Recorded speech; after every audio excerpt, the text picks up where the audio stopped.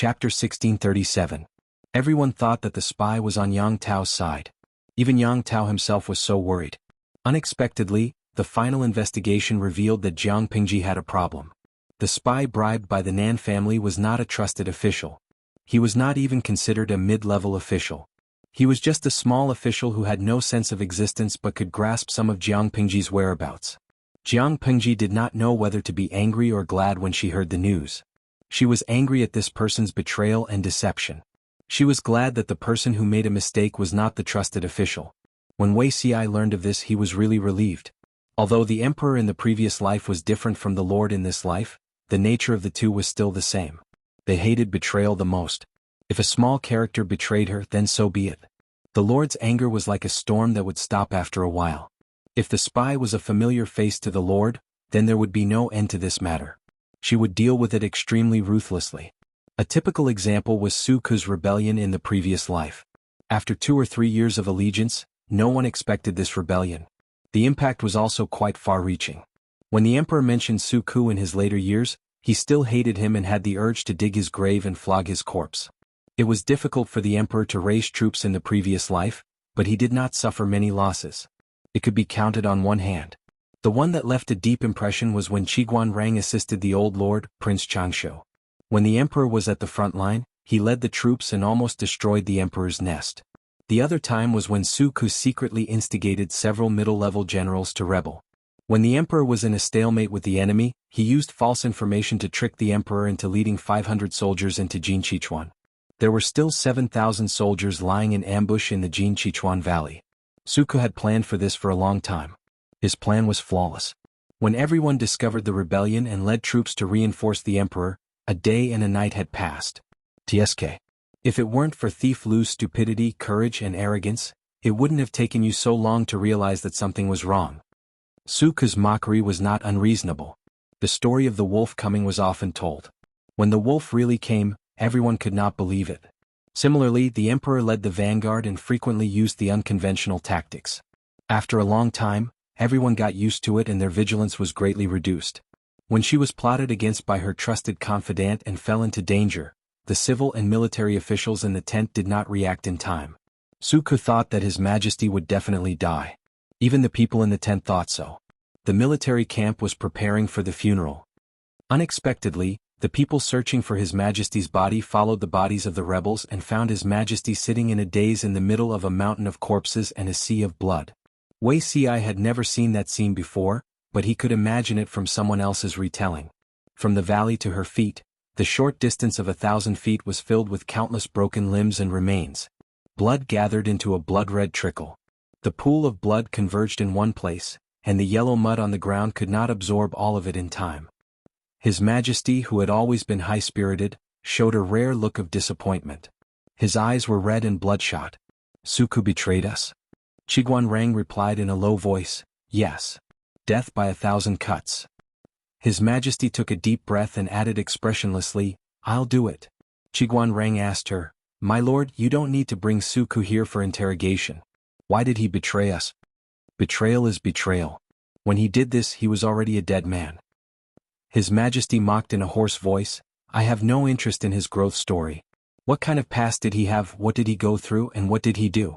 Is this the reason why he betrayed me? Qiguan Rang was silent. Even if I don't interrogate him, I know why he did this. It was most likely for his old master. His Majesty sneered and said, He was so loyal to his old master, so I fulfilled his wish. He was willing to plot for his old master for many years to assassinate me, so he was also willing to bear the punishment of death by 1,000 cuts for him, right? Of course, in the end, Su Ke did not die by 1,000 cuts, but he was killed by His Majesty herself. His corpse was hung in Jinqichuan and could not be buried. The generals who accompanied Su Ke were not so lucky. They were almost all killed by His Majesty in one breath. His Majesty reprimanded whoever pleaded for them. During that time, everyone was in danger. Even if the counselors tried to persuade her with emotion and reason, telling her that killing so many generals at once would cause her to lose a lot of strength and ask her to think twice, they still did not have the determination to save His Majesty. His Majesty was determined to kill this group of rebels and traitors even if he was willing to suffer a great loss of strength. Wuxia remembered that after the Jiang dynasty was founded, A few officials who were on good terms with Suku wanted to take advantage of His Majesty's good mood to ask for mercy so that Suku's corpse could be buried. In the end, those officials were reprimanded by His Majesty. They were all ordered to be suspended from their duties and go home to reflect on themselves for 2 months. Until Wei Ci drew his sword and committed suicide in his previous life, Suku's corpse was still hung in Jinkichuan. From this, it could be seen that His Majesty's attitude towards the betrayal of a trusted official was that he would bear a grudge for a lifetime. Therefore Wei Ci was glad that the traitors this time were minor characters. The Nan family and the gentry clans that the Nan family secretly colluded with were all wiped out by Yang Tao and his troops. The traitors were publicly executed by 1,000 cuts. This shock lasted for more than half a month before it finally subsided. Obviously not much time had passed, but everyone had the illusion that it was a lifetime ago. The gentry clans of Nanxing, Fenzhou, and Jiangzhou were even more cautious. They were dispirited and listless, not daring to jump around for a short period of time. This was because they realized that the superiority of the gentry clans did not work in front of Jiang Pingji, a bandit tyrant. Her capital to establish a foothold in this chaotic world was not controlled by the gentry clans. She did things unscrupulously, committing murder, arson, and looting with a clear conscience. She was a smelly, hard, and stubborn rock in the latrine. The gentry clans, as precious goose eggs, collided with her. The gains did not make up for the losses. They could not afford to provoke her. The chaos on Jiang Pingji's side had just calmed down, but a new storm was brewing in the other two places, affecting the situation of the entire world. One was Qiguan Rang and Sun Wen of Zhanjiang Pass. When these two black-hearted people got together, their black-bellied index was off the charts. They would plot against whoever they wanted. The other was in Chui's side. His beloved concubine, the Princess of Xichang, was diagnosed to be more than a month pregnant during the new year.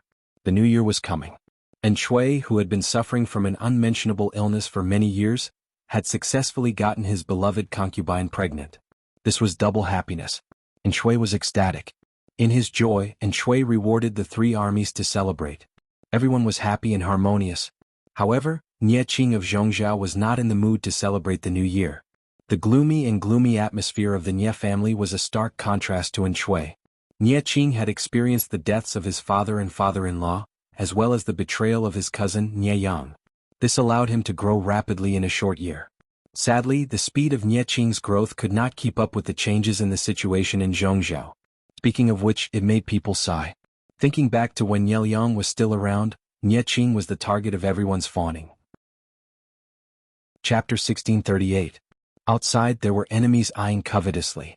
Inside there were hidden dangers. Everything was in chaos. The increasing pressure and the ever-present schemes caused Nie Qing to lose weight day by day. Not long after, he was so skinny that he was only left with bones. When all these heavy burdens fell on the young man's shoulders, his fine black hair turned white in just a few short months. Not only that, Nie Qing would often fall into a trance, his haggard appearance making people feel bitter. Who would have thought that this thin and frail young man in front of them was a high-spirited and carefree noble son of a landowning household 2 years ago? Anyone who saw Nie Qing's transformation couldn't help but sigh. However, no one would give up their ambitions just because they sympathized with Nie Qing. Even if Nie Qing had the intention to unite all the forces within Zhongzhou and form an alliance to resist Jiang Pingji's forces, would those who flaunt their seniority listen to Nie Qing? To them, the Nie family was like a starving camel that was still bigger than a horse. Nie Qing was still a stumbling block in their way and had to be removed. Even if someone was willing to temporarily stop fighting for the sake of the big picture, Qiguan Rang and Sun Wen were not just for show. How could they allow Nie Qing to reunite the scattered forces of Zhongzhou? As soon as Jiang Pingji led her troops to Zhangzhou, the two of them got together and formulated a series of plans against Zhongzhou. After picking and choosing, they finally decided to secretly support a puppet force. Although it was a puppet faction, it had a certain amount of connections and resources in Zhongzhou. It was a local faction that was born and bred in Zhongzhou. Back then, if it weren't for the fear of the Nie clan's despotic power and Ye Liang's methods, the leader of this force wouldn't have so easily submitted. TSK, you say that you're subservient, but you actually have the heart of a tiger. Qiguan Rang smiled as he read through all the information about this person. He said to Sun Wen curiously, "It's a pity that his heart is higher than the sky, but his life is thinner than paper. If he was so ambitious, why didn't Ye Liang deal with him before he died? If we leave such a disaster alive, even if we don't make use of him, he will become a huge problem for Nie Qing in the end." Sun Wen didn't even bother to bat an eyelid. Although Niel Yang is talented, he is not a god. Zheng Hao was ambitious, but he was also smart. So many ambitious hidden dangers had been eliminated by Niel Yang, allowing Zheng Hao to slip through the net. Either Zheng Hao's schemes are deeper than we expected, and he even deceived Niel Yang's calculations. Either this person's ambition doesn't match his ability, and Niel Yang doesn't take him seriously. Sun Wen wasn't too worried about Zhongzhao. After his lord's torment, Zhongzhao had already been beaten half to a pulp and had become a fish on the chopping block. Qiguanrang smiled and said, Zidao is right. Which category do you think Zheng Hao belongs to, Wenjing? Qiguanrang did not answer. The two old foxes looked at each other and smiled. Those who had been tricked by them did not know what would happen to them in the future. Feng Yi could barely understand what they were saying, but Sun Lan, who was not good at scheming, was still confused. Junior has a question. He was a studious student. If he didn't understand something, he would ask. Now there were elders to guide him, learn more, and ask for guidance. When he could take charge of things by himself in the future, who else could he count on? Sun Wen asked, What is it? Sun Lan said, Military advisor Qiguan said that Zheng Hao has the heart of a tiger and a wolf. He won't be willing to be a puppet. If we support him, will we really not be bitten? It was too embarrassing to be reared and trained by a dog, and then be bitten by the dog in the end. Sun Wen smiled but did not speak. Qiguanrang asked Feng Yi, What do you think, Rongli? Feng Yi said, Military advisor Sun also said that Niel Yang's calculations left Zheng Hao out. Junior thinks that Zheng Hao belongs to the latter. Ambition and ability don't match. Qiguanrang asked again, What's the reason? Feng Yi said, Although Niel Yang is Nie Qing's father, he spoils his son like he kills his own. If he helps Nie Qing clean up even the small gravel before he dies, he won't be able to become a practice target for Nie Qing to use magic stones on. This isn't really helping him, it's harming him. Qiguanrang and Sun Wen didn't react. Feng Yi continued, Moreover, since the two military advisors have chosen Zheng Hao, a junior boldly judges that Zheng Hao will not have the chance to grow into a dog that bites back. Therefore, Junior is not worried. If these words came from someone else's mouth, it would inevitably sound like flattery. However, Qiguanrang and Sun Wen had watched Feng Yi grow up. They were well aware of her temperament. Qiguanrang said, I originally thought that you and Feng Zi didn't really look like father and son, but now that I see it, there is one thing that you two share the same origin. Feng Yi asked, What is it? Qiguanrang said, Clever. Feng Yi didn't use a long explanation to reason and analyze. She only used the simplest information to deduce a conclusion. Although there was some element of opportunism, turning complicated things into simple things was also a kind of skill. This fellow Feng Yi has a bright future. Feng Yi smiled bashfully at the good-natured teasing of her uncles. Qiguanrang and the others had finalized their plan. As a puppet being supported, Zheng Hao didn't think of himself as a puppet being controlled. His cooperation with Qiguanrang and the others was mutually beneficial. Their positions were equal. Qiguanrang and the others could plot against Zhongzhao through him. He could also obtain support through Qiguanrang, accumulate resources, and then counterattack when he matured. Both sides had their own ulterior motives. To use an analogy, both sides were peacefully shaking hands and signing a contract on the surface, but behind the scenes they were sharpening their knives. Qiguanrang was waiting for the right time, while Zheng Hao was enduring hardships to gain courage. With the secret support of Qiguanrang and the others, Zheng Hao gradually annexed a lot of territory and slowly gained confidence. He could even ignore Nie Qing's dispatches and orders. Under Qiguanrang's instructions, he even caused Nie Qing a lot of trouble, sowing discord in the alliance plan proposed by Nie Qing. Zheng Hao's advisor was a little worried about the current situation. General Qiguanrang and Sun Wen under Lu Shi's camp are both her confidants. She left the two of them at Zhanjiang Pass with ill intentions. Cooperating with them is tantamount to asking a tiger for its skin. We might as well reconsider this matter. Zheng Hao waved his hand to interrupt his advisor. He sighed heavily and said, Do you think I don't know this? However, this is our only chance to get rid of the Nie family. It wasn't easy for Niel Yang to die, and now his son has climbed over my head. He's just a naive and incompetent brat. What ability does he have to order me around? I know Qiguanrang has ill intentions, but I still have to try. The advisor was also aware of Zheng Hao's ambition, but he still felt uneasy. To Zhongzhao, Zheng Hao's actions were treason and treason. If the aristocrats of Zhongzhao found out, not only would they lose the hearts of the people, but they would also be reviled by their descendants for thousands of years. Was it worth paying the price of eternal infamy for a moment of ambition? Chapter 1639. Since Zheng Hao was so confident, the advisors who liked to flatter naturally boasted brainlessly. They had the same unfounded confidence as Zheng Hao. Or rather, they had never seen the combination of Qiguan Rang and Sun Wen. They did not have a concrete understanding of how scary these two people were. The advisors who were not willing to flatter naturally did not think highly of Zheng Hao's idea. Didn't Zheng Hao check his opponent's achievements before asking a tiger for its skin? Needless to say, Qiguan Rang did not have a strong presence, but if the things he had done were to be shown, it would be extremely frightening. What about Sun Wen? Sun Wen's presence was much stronger than Qiguan Rang's. Let's not talk about the unlucky people in the north borderline first. Let's talk about a more recent example. Jiang Pingji had caused Niel Yang's halberd to sink into the sand, and Sun Wen had contributed a lot. Which fool would treat Sun Wen as an ordinary old man when he schemed against the enemy without batting an eyelid? The combat power of these two people added together was not as simple as 1 + 1. However, no gambler was willing to listen to words that were not beneficial to them. Zheng Hao was that gambler, confident that he could bite off a large piece of meat from the hands of the banker who was cheating. Anyone with a discerning eye would know that Zheng Hao, the fat sheep, was about to be slaughtered by the banker, but the gamblers who placed their bets did not think so. Anyone who prevented them from placing their bets was an enemy who prevented them from getting rich overnight. Therefore, the suggestions of a few advisors who were rational were thrown to the back of Zheng Hao's mind. The advisors' suggestions did not cause much of a splash when they had more people against fewer people. When Zheng Hao tasted the sweetness of the bet, he cared even less about the advisors' honest words that were unpleasant to the ear. Haha, it's rare to see a brat like Nie Qing speak softly. Zheng Hao placed Nie Qing's letter upside down on the table. He stroked his beard and revealed a somewhat carefree and proud smile. When Nie Qing's father, Niel Yang, was still alive, Zheng Hao was always afraid that Niel Yang would settle accounts with him. For so many years he lived with fear and trepidation. In order to curry favor with Niel Yang, he even used a roundabout foreign policy to curry favor with Niel Yang's relatives, such as Nie Qing.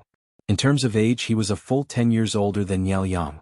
In terms of seniority he was one generation higher than Niel Yang, the same generation as Niel Yang's father and Nie Qing's grandfather. A few years ago, at Nie Qing's wedding, he had sent a large gift to Nie Qing, but he had received 2 replies. One was a normal thank you letter. The writing was very official, and it was obvious that someone else had copied it on his behalf. There was no sincerity in it at all. The other was Nie Qing's personal reply, but the contents made Zheng Hao so angry that his face turned ashen. In the letter, Nie Qing tactfully pointed out that Zheng Hao, as a county magistrate of a small place, should focus on the livelihood of the people and benefit the people. He should not plunder the wealth of the people to fill his own pockets. Following that, he converted the generous gifts that Zheng Hao had sent into silver and confiscated it. When Zheng Hao found out about Nie Qing's actions, he was instantly enraged and secretly cursed Nie Qing for being a hypocrite. Why was he scolding her like that? Nie Qing's father, Niel Yang, was a ruthless person who would even kill his own family. In order to develop his influence and fight for power in the Nie family, his hands were not clean at all. The things he did were much more ruthless and dark than Zheng Hao. As Nie Qing's father, since Niel Yang was such a righteous gentleman, righteous as the wind, shouldn't he be the first to slap his father in the face? In the end, Zheng Hao was ridiculed by the other party. Comparing Niel Yang and himself, and then looking at Nie Qing's hypocritical actions, Zheng Hao bore a grudge against Nie Qing. He had sent a generous gift, but had been scolded by the groom that the gift had not come from a proper source.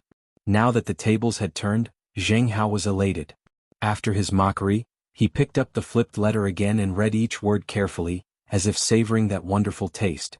General, will Nie Qing's side detect it? Zheng Hao asked in response. Detect what? So what if he does? Without Niel Yang's protection, without Wei Yang's schemes, Nie Qing is just a puppy that has not been weaned.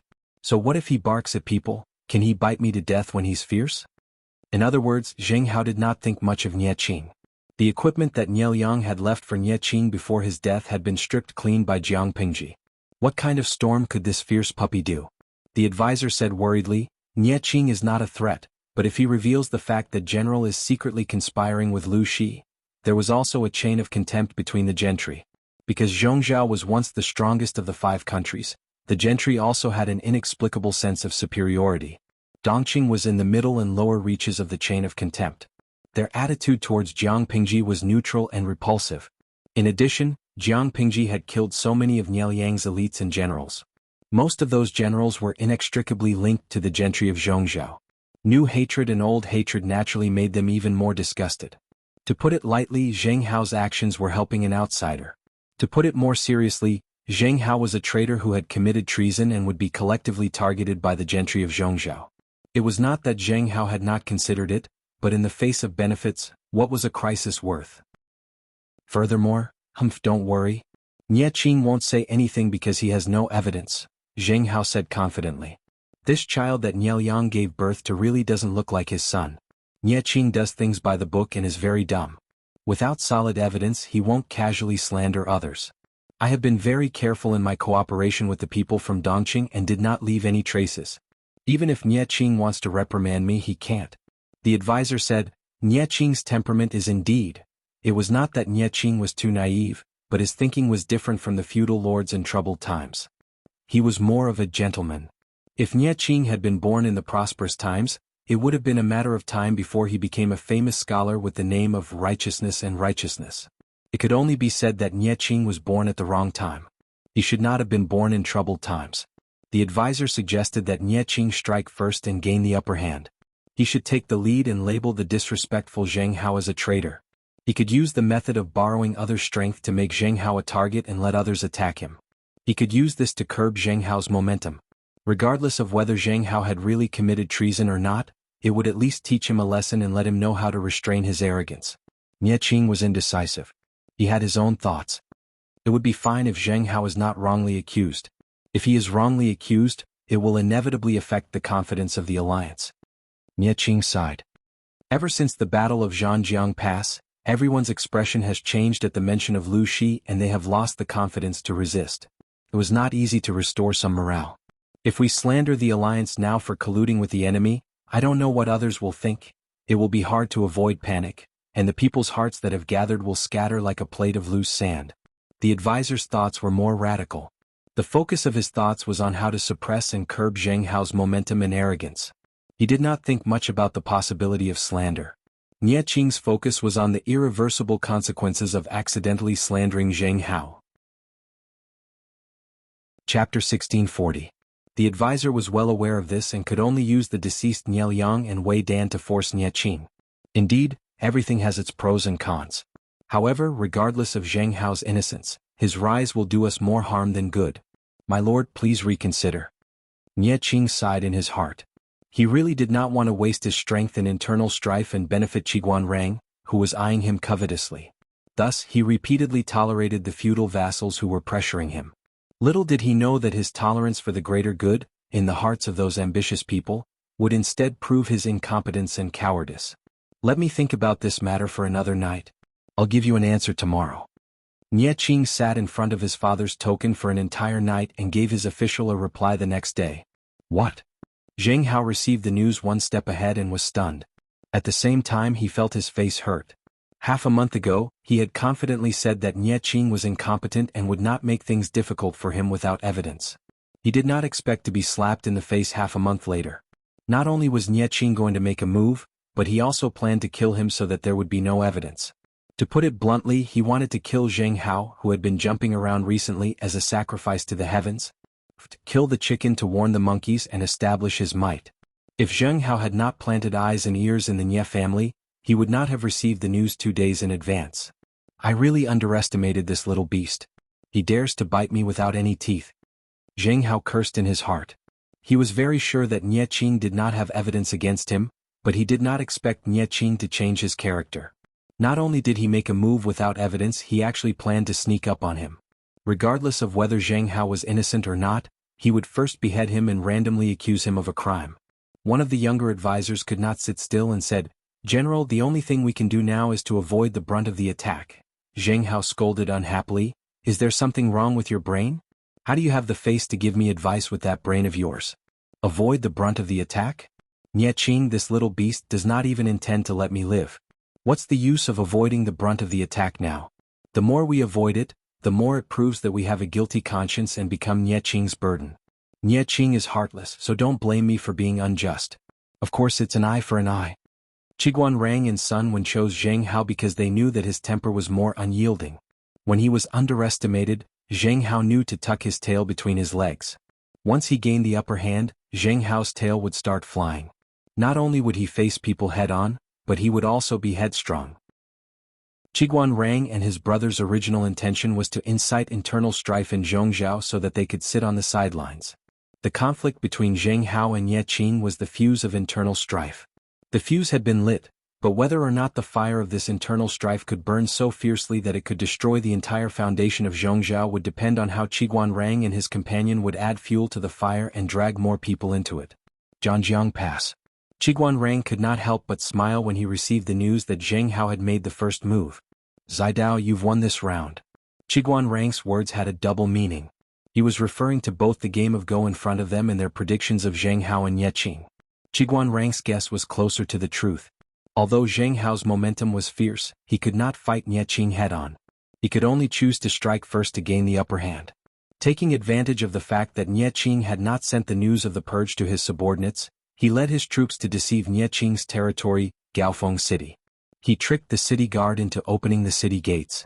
Once the city gates were opened, the guard was killed when he was unprepared.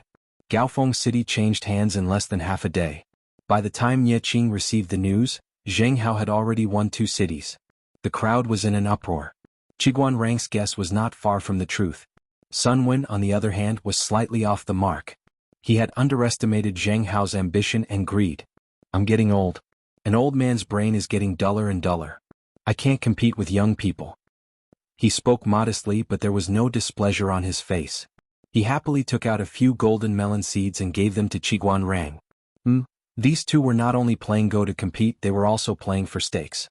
Small bets were pleasing, but large bets were harmful. Using the game of Go as a bet had tainted elegant actions with the smell of dung. Which dung? They regarded money as dung. Qiguan Rang laughed. Zidao is old but strong. It's still too early to say such things. Sun Wen smiled faintly and didn't comment. After the game, the two cleaned up and planned to discuss another game around the stove.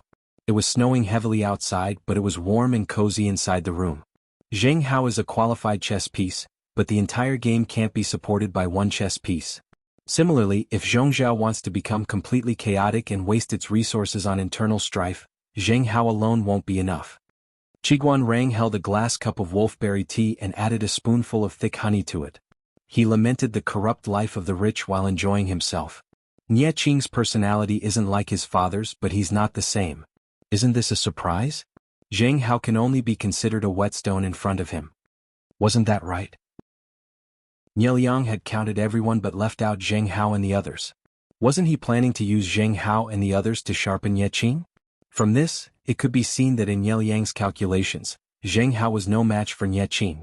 The two old foxes gathered together to play Go and chat. With a few words, they had decided the future of Zhongzhou. How could they escalate the internal strife in Zhongzhou? Not only did they have to drag more people into the water, but they also had to ensure that Zhangjiang Pass wouldn't give them external pressure. Without external threats, the signs of internal strife had risen again. With a gentle breeze to help the fire, wouldn't this game of Go be set up? Sun Wen took the opportunity to throw out a bombshell and drag those who had been watching from the sidelines into the water. This bombshell had something to do with a certain neutral power in Zhongzhou. This power was originally attached to the Nye family. After Niel Yang's death, they took advantage of Ye Qing's unfavorable position to become independent. Sun Wen's bombshell became the fuse for this neutral power to go against the Nye family. The bombshell was about the good deeds done by a legitimate son of the Nye family during the Nye family's heyday. How do you know? Qiguan Rang was very curious about what other gossip Sun Wen had in his hands. No, a trump card. Every time he played it at the most critical moment, it would achieve unexpected results. Sun Wen said coldly, as a father, I naturally pay more attention to what the murderer of my son has done. The descendant of the Nye family who killed Sun Wen's only son had dealings with many landowning women. Some had done so willingly and some had done so unwillingly. His only son, Sun Lai, had won first place at the assembly. Although the descendant of the Nye family bore a grudge against him, it wasn't to the extent that the other party would break his legs out of humiliation and send him to the border on a groundless charge. Sun Lai had written an article at the assembly, and the content of the article had poked at the other party's sore spot. An article?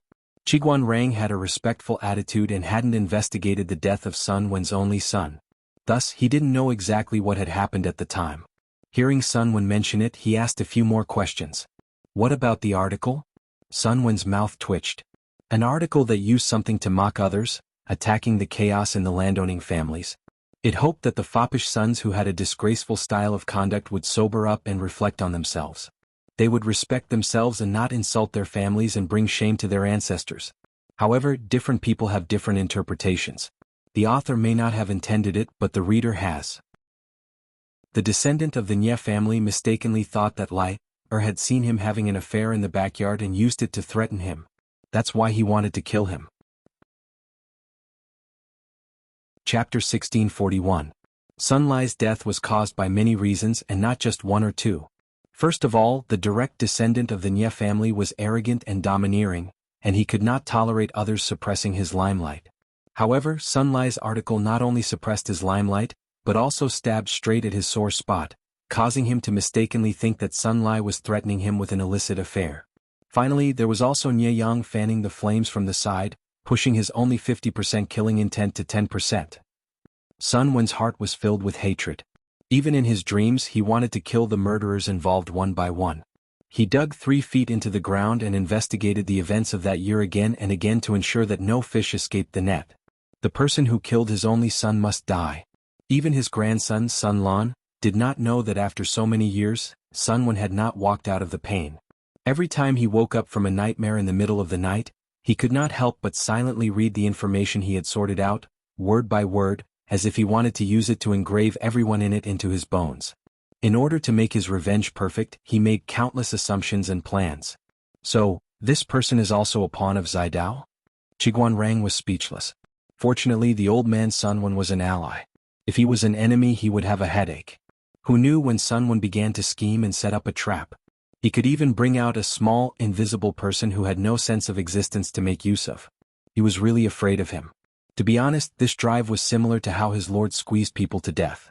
Sun Wen knew what Qiguan Rang was afraid of and could not help but laugh. The old man in front of you is just a mortal. He is no different from ordinary people in life, death, love, hate, and separation. He is not a god and he will not be able to calculate everything. If Sun Wen was so powerful, his only son Sun Lai would not have died so tragically.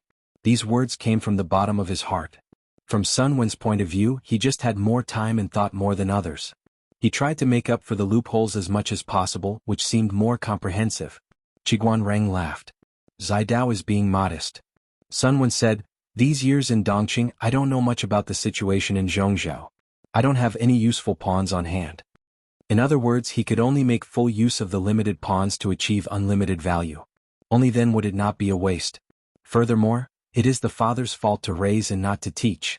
The teaching materials of the Golden Scale Academy had profound meaning. Just 6 words were enough to express the responsibilities of a parent. That bastard raised a shameless slut who had an affair with another man before marriage. He even indirectly caused the death of my son. Of course I can blame this on him. Sun Wen's logic of venting his anger on others resonated deeply with Qiguan Rang. The two men's worldviews were particularly in tune. Qiguan Rang had taken Sun Wen, who was a generation older than him, as a confidant. Sun Wen was delighted. When the old man turned his head and saw his grandson's aggrieved face, he suddenly remembered the important matter at hand. His ultimate goal was not to become Qiguan Rang's friend, but to become his in-laws. "It's okay, Lan Lan. Grandpa is quite satisfied with Qiguan Rang's look at you. He's so smart, there's no way he wouldn't understand hints." Sun Wen sounded a little guilty. Sun Lan asked, "What if military counselor Qiguan pretends to be confused?" Sun Wen, if that was the case, there was really nothing he could do. One family's daughter is sought after by many families. If you want to marry a good girl, how can you not suffer some setbacks? Sun Wen comforted his grandson and encouraged him at the same time. Doesn't the academy always teach that sincerity can open metal and stone? How can it be so easy to get the daughter of someone else? Sun Lan's eyes were filled with resentment. A good girl was hard to find, but hard to find also had different levels of difficulty. Obviously, Qiguan Rang's difficulty was hellish. Young people who were not smart enough should not hit a wall or they might even lose their lives. Sun Wen sighed, "No father-in-law in the world is easy to please. If Lan Lan was a girl, Grandpa wouldn't have handed her over so easily." Qiguan Rang didn't know about this? How could that be? Sun Wen got along with him exceptionally well. Apart from the fact that their worldviews matched, the other reason was that Sun Wen wanted to be on good terms with him. In terms of worldviews, Yang Si, Feng Jin, and the others were also on the same level. Why didn't Sun Wen get along with them? Wasn't it because these people didn't have daughters of the right age at home, and Sun Wen's grandson had his eyes on his daughter? He was indeed pretending to be confused. His daughter wasn't even of marriageable age, and he had other plans for his daughter's future. Whether Sun Lan was a qualified husband still needed to be observed carefully. If Sun Lan wasn't suitable, Qiguan Rang wouldn't relent even at the risk of offending Sun Wen. They were all important officials under the Lord, and no one was inferior to the other.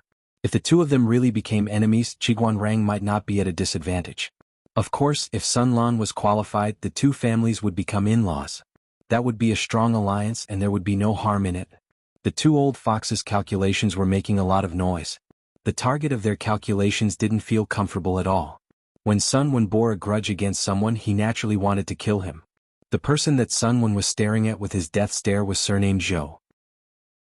His daughter had married into the aristocratic family, and after she reached marriageable age, both the Yin family and the Zhou family were originally attached to the Nye family and relied on others. They were third-rate families with small clansmen. The ancestors of both families were of low birth, and they only had today's prosperity after several generations. They knew that development wasn't easy, and they cherished their feathers. What Sun Wen wanted to do was to tell the leaders of the two families that the aristocratic family's wife had affairs with the Nye family's direct descendants several times after marriage, and that the father of her son was unknown. At the same time, he would fan the flames and completely anger the two families' ambitions and hatred. Naturally, he would pull the Nye family's hatred. Originally, it was just the internal strife between Zheng Hao and Ye Qing. Halfway through, Zhou and An got involved, and the situation became even more chaotic. Zhou and An understood the Nye family very well. If they really rebelled and joined the war, Ye Qing would probably be badly battered. Which man in the world would tolerate the humiliation of being cuckolded? A rival in love used his family background to cheat on his wife, and even gave him a son of unknown bloodline. Who could tolerate that? Reality proved that he could really tolerate it. If the Nye family hadn't suffered a great loss, if Zheng Hao hadn't been there, this man could really tolerate being cuckolded and having a son of unknown bloodline in front of power and family interests. Many aristocratic families put interests first. Even if they knew that their wife had been cheated on, and that their son might not be their own, they could still pretend to be ignorant for the sake of interests. The problem was, did the current Nye family still have the power to intimidate others? Without such power, how could Lady Yin, who had been cuckolded, endure the humiliation of being cuckolded? When Sun Wen's information was sent to Mr. Cuckolded, he immediately went to settle the score with his wife. Chapter 1642. His actions were very abrupt and rude, waking up his sleeping son. His son was so frightened that he started crying. Mr. Green Hat was extremely impatient, and his eyebrows were full of displeasure. The lady was shocked. What's wrong, Langjun? Why can't we talk things out? Why scare the child? All of you get out. I have something to say to Madam. Mr. Green Hat suppressed his anger and waved the servants away. After all the servants had left, he asked his wife directly whose son she had given birth to. The lady was a little guilty and confused. She said vaguely, "Why are you suddenly asking this? Could it be that someone is making irresponsible remarks in front of you? Langjun knows best who my son is. Why do you have to accuse me of being innocent?" Mr. Greenhair asked, "Before you got pregnant, did you have an ambiguous relationship with that animal from Madame Nye? Did you use the gathering as an excuse to have sex?" The noblewoman's expression changed drastically, and her exquisite makeup was almost ruined by the shock. "Langjun, where did you hear such slanderous words about me? It's fine if you don't believe me, but how can you doubt your beloved legitimate son just because of an outsider's words?" Mr. Greenhair sneered. "It doesn't matter if you don't admit it. You know best whether you did it or not. Maybe you don't even know whose son the child is? I didn't ask you who you had sex with before marriage, but you're still so restless after marrying into Madame N. How can you face me?" The more she spoke, the more ashamed she became. Whenever she thought of her legitimate wife being cheated on, the humiliation followed her like a shadow. Before the 4 self-accomplishment classics for women was popular in Zhongzhou, relationships between men and women were not conservative. The higher one's status and power, the more so. It was normal for widows with power to keep gigolos. It was normal for unmarried daughters to have 1 or 2 male confidants. The circle of the gentry was more open. However, after marriage, she would have to consider her husband's and her family's reputation and focus on taking care of her husband and children. This was the tacit understanding of the circle many years ago. Of course, after the 4 self-accomplishment classics for women came out, the men of Zhongzhou suddenly became more demanding of women. The unspoken rules that had been considered normal became intolerable. It was like this before marriage, let alone after marriage. Because of this, the husband and wife quarreled. They weren't hysterical, but other than not fighting, they basically didn't leave any face for each other. Since you have so many complaints against me, why did you pretend to be deaf and mute before? Mr. Cuckold pressed her further, and the lady was irritated. Instead of being angry, she laughed sarcastically. You know very well why you are making a scene in my house. If the Nye family is still as dignified as before, even if I have a child with that person from the Nye family, and it's still unclear after marriage, would you dare to fart? You can't even fart. He was afraid that he would tacitly agree that his wife had served him well so that he could seize the opportunity to gain benefits. I'll be frank with you. Even the pimps in the brothel have more guts than you. Ask yourself honestly, do you really not know the relationship between me and that person? Not even a whisper? What a joke. You probably know something, but you don't dare to delve into it in order to avoid it, right? Why are you pretending to be a man to settle the score with me? If you have the ability, why don't you bring people to kill that person? Let's go now. What kind of hero was he if he didn't have any ability and only knew how to yell at inner house girls? Do you think I'm willing? If I tell you, would you dare to stand up for me because of your power? Coward. Mr. Cuckold's face turned ashen. Why wouldn't I dare? The lady said bitterly, of course you dare now. Is the Nye family still the Nye family of the past? If it was in the past, would you dare to speak up? Your whole family, old and young, are just the dogs of the Nye family. Today's Nye family is just an old worm with all its teeth pulled out, yet it still occupies the mountain and claims to be the king. You have long been unconvinced and have long planned to rebel and stand on your own. But because of your face, you are unwilling to bear the reputation of betraying the old master and being ruthless. Now that you're questioning me, you just want to use me as a raft to launch an attack on the Nye family. Say one more word? Mr. Cuckold's most secretive ambition was mercilessly exposed by his wife, and he became angry out of shame. Even if you say 10 or 20 more words, I dare. The lady sneered and said fearlessly, with just you alone, even if you rebel against the Nye family, it's no different from hitting a stone with an egg. If you use this matter to get my father's help and use his guilt, your chances of success will be greater. As long as you still need my father, even if I say it for 10 days and 10 nights, don't say one more word. Do you dare to kill me to silence me? I'm asking if you dare. Mr. Cuckold choked on his wife's words. His red eyes surged with complex and vicious emotions. After a while, you don't dare. The lady sneered and raised her hand to straighten her clothes. She walked past him with her head held high and chest puffed out, leaving 2 words behind. Coward. The lady was right. Mr. Cuckold indeed needed his father-in-law's help. Now was not the time to fall out with the Yu family. When he succeeded, he wouldn't have to continue enduring that shrew's humiliation. Madame N and Madame Zhou quickly reached a tacit understanding. While Nye Qing was forcing Zheng Hao to jump up and down, they quickly acted and interrupted the rhythm of the internal fight. Madame N and Madame Zhou were originally attached to the Nye family. The Nye family didn't have their guards up against them, and even gave them a certain amount of trust. No one expected that the former dogs would suddenly bite back. Zheng Hao was the most surprised that Madame N and Madame Zhou joined the civil war. Even though he had acted first and tricked Nye Qing into taking 2 cities, Nye Qing had reacted and taken an effective counterattack. Zheng Hao's foundation was still weak. Even with Qiguan Rang and the others secretly supporting him, he couldn't compete with Nye Qing. He was almost beaten to a pulp. Madame N and Madame Zhou joined the internal fight. Nye Qing's backyard was on fire. Zheng Hao's pressure on the front lines decreased. Not only did he catch his breath, but he also forced Nye Qing, who was at his peak, into a difficult situation. Qiguan Rang and the others surrounded the fire to watch the show.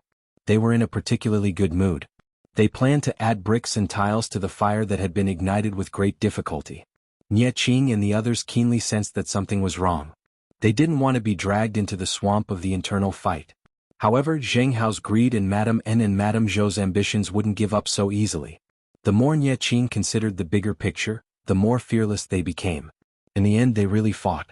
Nye Qing understood that according to this rhythm, they would either die from the internal fight between the 3 families or Jiang Pingji would take advantage of them. After thinking about it, Nie Qing chose the latter. Jiang Pingji was an external threat. Zheng Hao, Madame Zhou, and Madame An were internal threats. Nie Qing didn't think he had done anything wrong to them.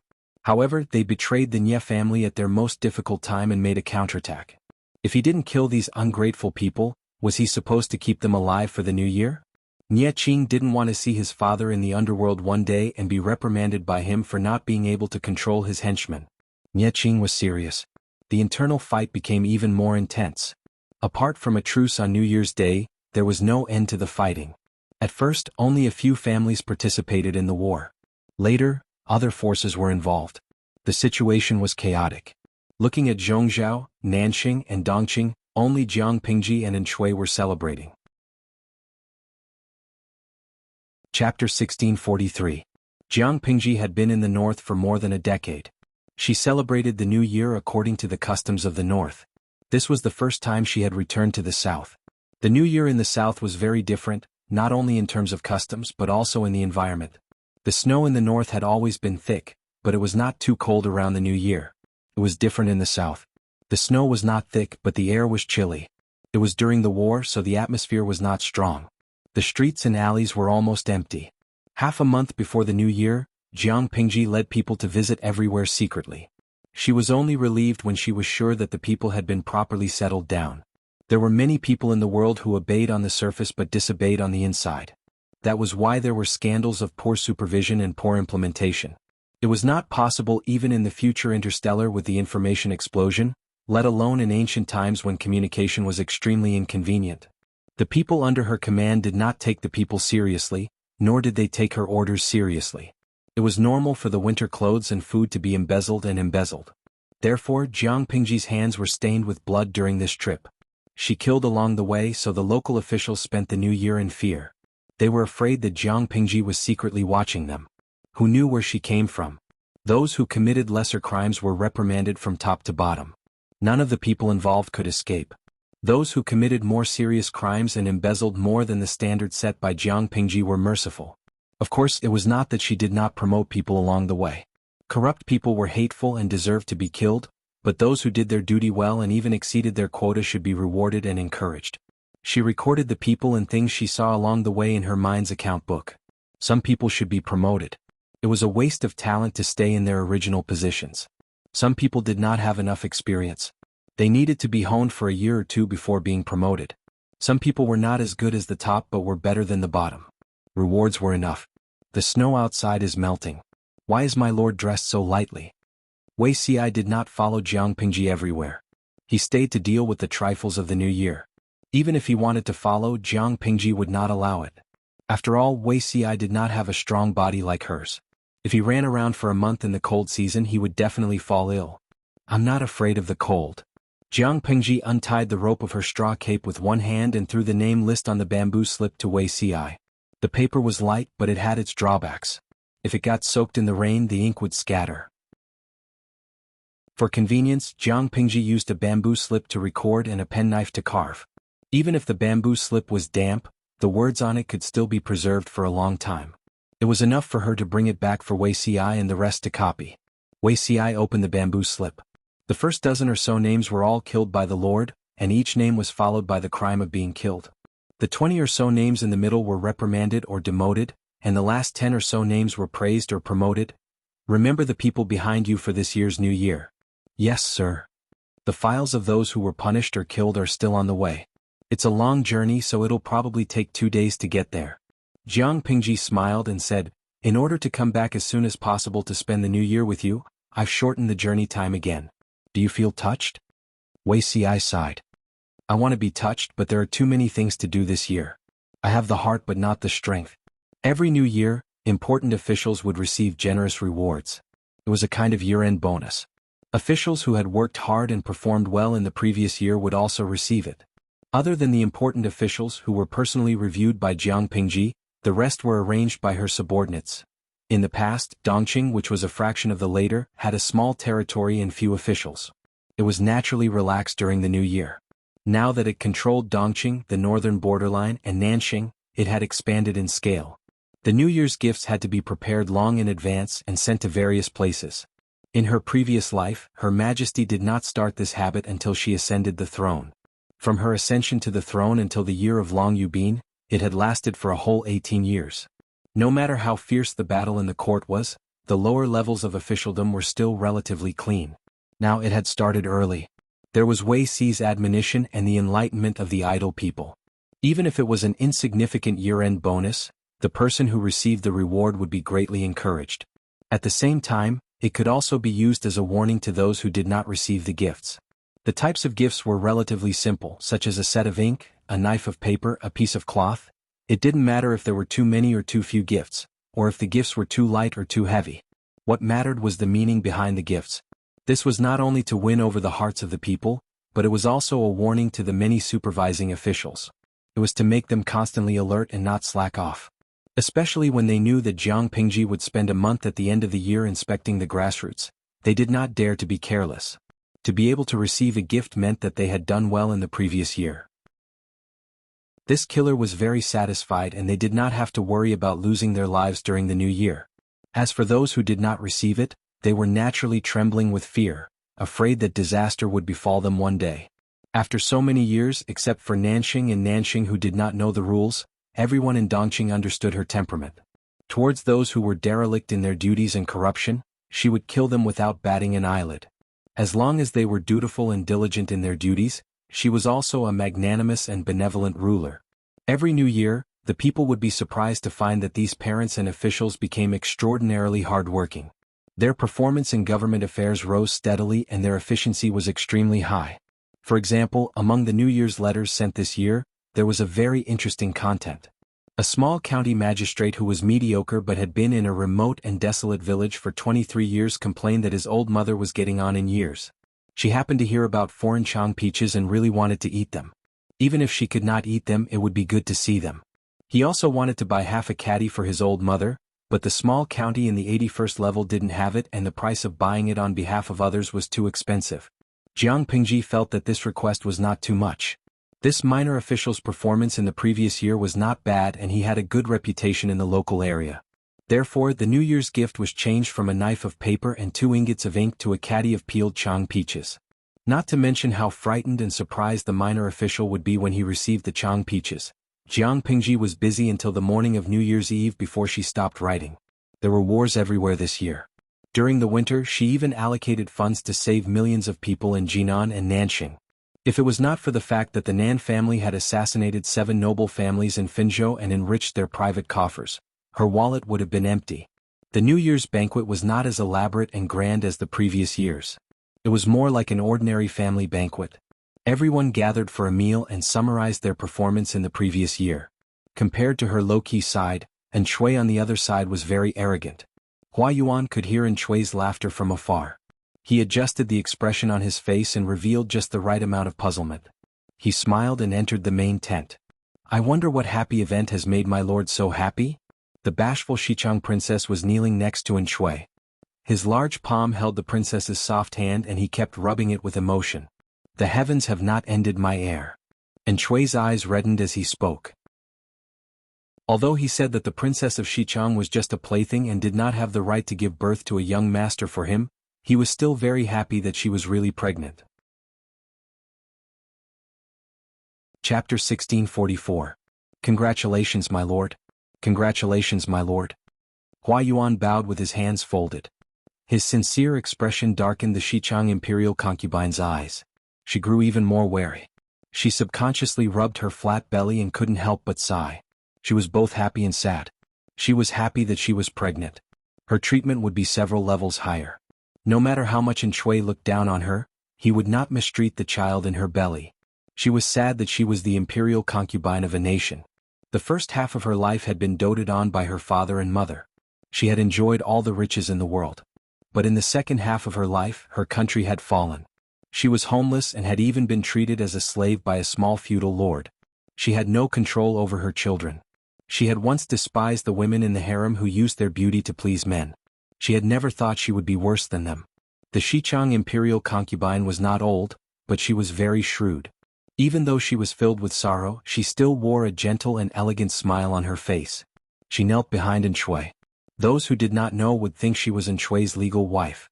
Hua Yuan's congratulations were very ordinary, but Chui beamed. He valued Hua Yuan even more now. I should be the one thanking you. That divine doctor is skilled and virtuous. He is truly a divine physician. Chui couldn't help but grab Hua Yuan's hand. He patted it as he sighed. Perhaps because he had resolved a matter, he looked radiant. He seemed several years younger. Hua Qing, you have to thank that divine doctor for me. When Liner is born, he will reward you greatly.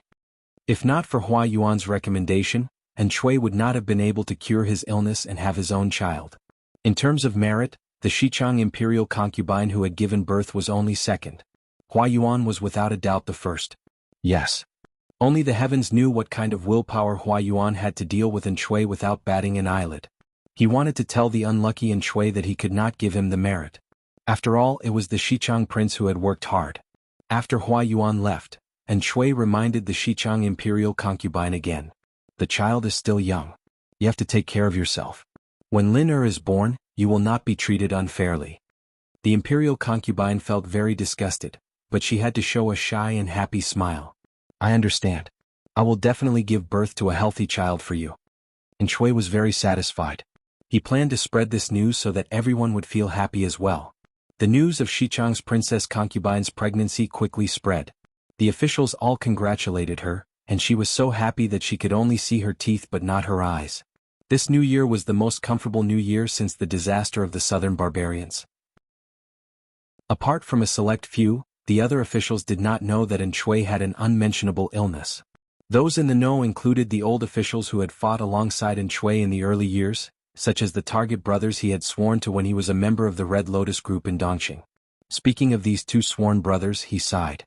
Chui had been able to call them brothers when he was down and out. Later on, when he returned to Nanxing and started his own business, the aristocratic ways in his bones had completely separated him from his two sworn brothers. The two sworn brothers had martial prowess and were not afraid of death. In the early years, when Chui had no men and no land, they were indeed the trump cards that Chui could bring out. The present was different from the past. Was Chui still the stray dog of the past? He was now the vassal of Nanxing and Chui. The two sworn brothers were born in the wilderness and were illiterate. They spoke rudely and acted rashly. Chui, on the other hand, was a famous aristocrat who had enjoyed all the glory, splendor, and wealth. The three of them did not grow up in the same environment at all. They did not share the same view of the world. However, Chui did not want others to say that he was an ingrate who shared hardships but did not share hardships. Even though the two sworn brothers had fallen behind for many years, he did not abandon them. Instead, he gave them a place to retire and allowed them to live a life where they did not have to worry about food and water. Chui felt that he had done his best, but the two sworn brothers did not feel good about it. They thought that they were very important, but as Chui climbed to a high position, or as he recovered the glory that he once had, they seemed out of place. They had been marginalized by Chui all these years. One of them had even been demoted again and again because he did not do a good job in supervising the rations. Now he was just a bald general. Calling him a general was just a nice way to put it. In reality, he was not even as good as an ordinary centurion. Chui was overjoyed. They only had the right to be in the background because of their past hardships. When the crowd of congratulatory people had left, the two sworn brothers finally had a chance to say a few words to Chui. One of them was more straightforward. With a hesitant expression he said, "Big brother, isn't your body? Why does sister-in-law have?" Before he could finish, Chui's face turned completely black. The other sworn brother interrupted him with an awkward smile. "Congratulations, big brother. When sister-in-law is pregnant, I will congratulate big brother again. I suddenly remembered that I still have things to do in the camp. I will take my leave first." With that, he dragged his sworn brother away without a word. If he did not leave, did he want to be killed by Chui in a rage? Did he not see that Chui's face was so black that it was almost green? Men could not stand the humiliation of being cuckolded, much less being questioned by a sworn brother. "My good brother, why are you dragging me away? If I don't drag you away, do you want to drag me to death? How did I drag you down? Big brother obviously cured his body and that's why sister-in-law is pregnant. Yet you're questioning whether his hidden illness has been cured. Aren't you suspecting that the baby in sister-in-law's womb belongs to another man?" He was almost at his wit's end. After so many years, did he still not know how to be more cautious? As they followed Chui, they became more aware of what it meant to be powerless. It wasn't that they were not brave enough when it came to killing their enemies. It was just that brute strength did not allow one to climb higher in this world. To make an analogy, when Shui had just started his business, of course he prioritized profits. He rushed for sales and income. It was fine for his subordinates to be a group of undergraduates. But when his business expanded and he wanted to expand his business, it was inevitable that he would choose to transform and pay more attention to product quality and the capabilities of the company's personnel. The two sworn brothers were undergraduates. If they wanted to keep up with the pace and not be eliminated, they had to work hard to enrich themselves. They had to work hard to make their abilities catch up with the elites from prestigious universities. Otherwise, what awaited them was elimination. Speaking of which, Dian Yin, who worked under Jiang Pingji, was a typical example. He was a hard-working person who kept learning and kept up with the pace. Dian Yin was lucky. Jiang Pingji, the Lord, gave him directions at the right time. Yang Si, the think tank, was stationed with him in Hu County for 2 to 3 years and gave him special lessons from time to time. Dian Yin learned with difficulty at first, but he also climbed up after much hardship. On the other hand, the two of them were not so lucky. And Shui did not have the patience. He did not think that their hard work would be very effective. His other colleagues also looked down on their background and abilities. They were unwilling to pay attention to these two uncouth people, let alone give them pointers. They could still stay in the Shui group as a customer service and janitor. They could earn a living because of Shui's kindness. Chapter 1645. Actually, for the two of them, being a customer service, security guard, or janitor was nothing. No matter what, it was better than squatting in a village and showing off their strength to survive. However, it was difficult to balance it out. And Shui used to be attentive and concerned to them, calling them brothers and thinking highly of them. But now he didn't need them anymore. From being in Shui's right and left arms and confidants, they were reduced to the background idlers who did chores. This wasn't the worst part. The worst part was that the people who used to suck up to them were now stepping on them. Their days were getting more and more depressing. With such a huge difference, it would be strange if they felt good. But they couldn't complain lest Shui heard about it. They only had a little bit of friendship left with Shui. If they lost even this, they would probably be beaten back to their original state. So, let's not talk about these unhappy things. We haven't had a drink together in a long time. He patted the shoulder of his brother and sighed. Sister-in-law warmed the food and wine at home. We're going to drink to our heart's content tonight. Let's go. Both of them were sad people, so they agreed to get drunk together. Unexpectedly, they ran into Lu Zheng, who had lost a lot of weight and was about to return home. The brothers' eyes brightened. One of them called out to Lu Zheng. Military advisor Lu, where are you going? Lu Zheng's situation wasn't much better than the two brothers. The latter saw it and remembered it. Lu Zheng had sacrificed a lot for Shui. The first 2 years were even more difficult. Who knew how much energy and effort it took to slowly open Shui's shop, allowing him to enjoy the glory he had today. Now that Hua Yuan, who was more to Shui's liking, had appeared, Lu Zheng, the strategist with whom he didn't share the same values, was slowly buried and marginalized. To be honest, Lu Zheng was one of the few people in Shui's camp who was willing to look the two brothers in the eye. Thus, they were extremely respectful to Lu Zheng. They would greet him and say a few words when they met on the road. Lu Zheng turned his head and said calmly, "So it's you two generals. I went to congratulate my lord earlier. I'm on my way home to stay up for the new year." Even though there weren't many people in Lu Zheng's house, staying up for the new year was an old tradition. The two brothers looked at each other, cupped their fists and invited, "We are also alone outside and it's boring to stay up all year round. Why don't you join us, military advisor?" Lu Zheng nodded in agreement. Festivals like the Chinese New Year should have some popularity, and the more people, the merrier. The two brothers happily led the way. After a few turns they arrived home.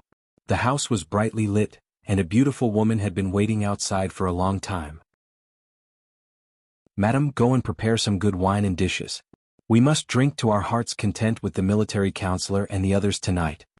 The woman nodded and led the two maids to bring out the wine and delicacies that had been kept warm. After eating 2 mouthfuls of food, her sworn brother said, "Sister-in-law's cooking is amazing. I haven't had such delicious food in a long time." The two brothers boasted about their business. Lu Zheng sat at the side and listened quietly. He did not speak for a long time. He had met that madam once. It was said that she was originally the wife of a small aristocratic family. Because of the chaos of the war, she was separated from her family when they migrated. She fell into the hands of the southern barbarians and was tied to the back of a horse as a spoil of war.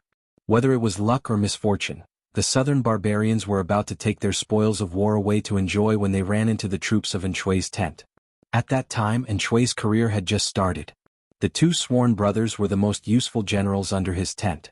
The sworn brother killed the southern barbarian bandits and saved this concubine's daughter. He immediately saw her and brought her back to his tent without a word. From Lu Zheng's point of view, this kind of forced buying and selling was essentially no different from the southern barbarian bandits. Weren't they all bandits? But this madam had accepted her fate, so Lu Zheng could not say anything. He did not like this world. Whether it was men or women, they were all pitiful and weak in the face of evil bandits who took things by force.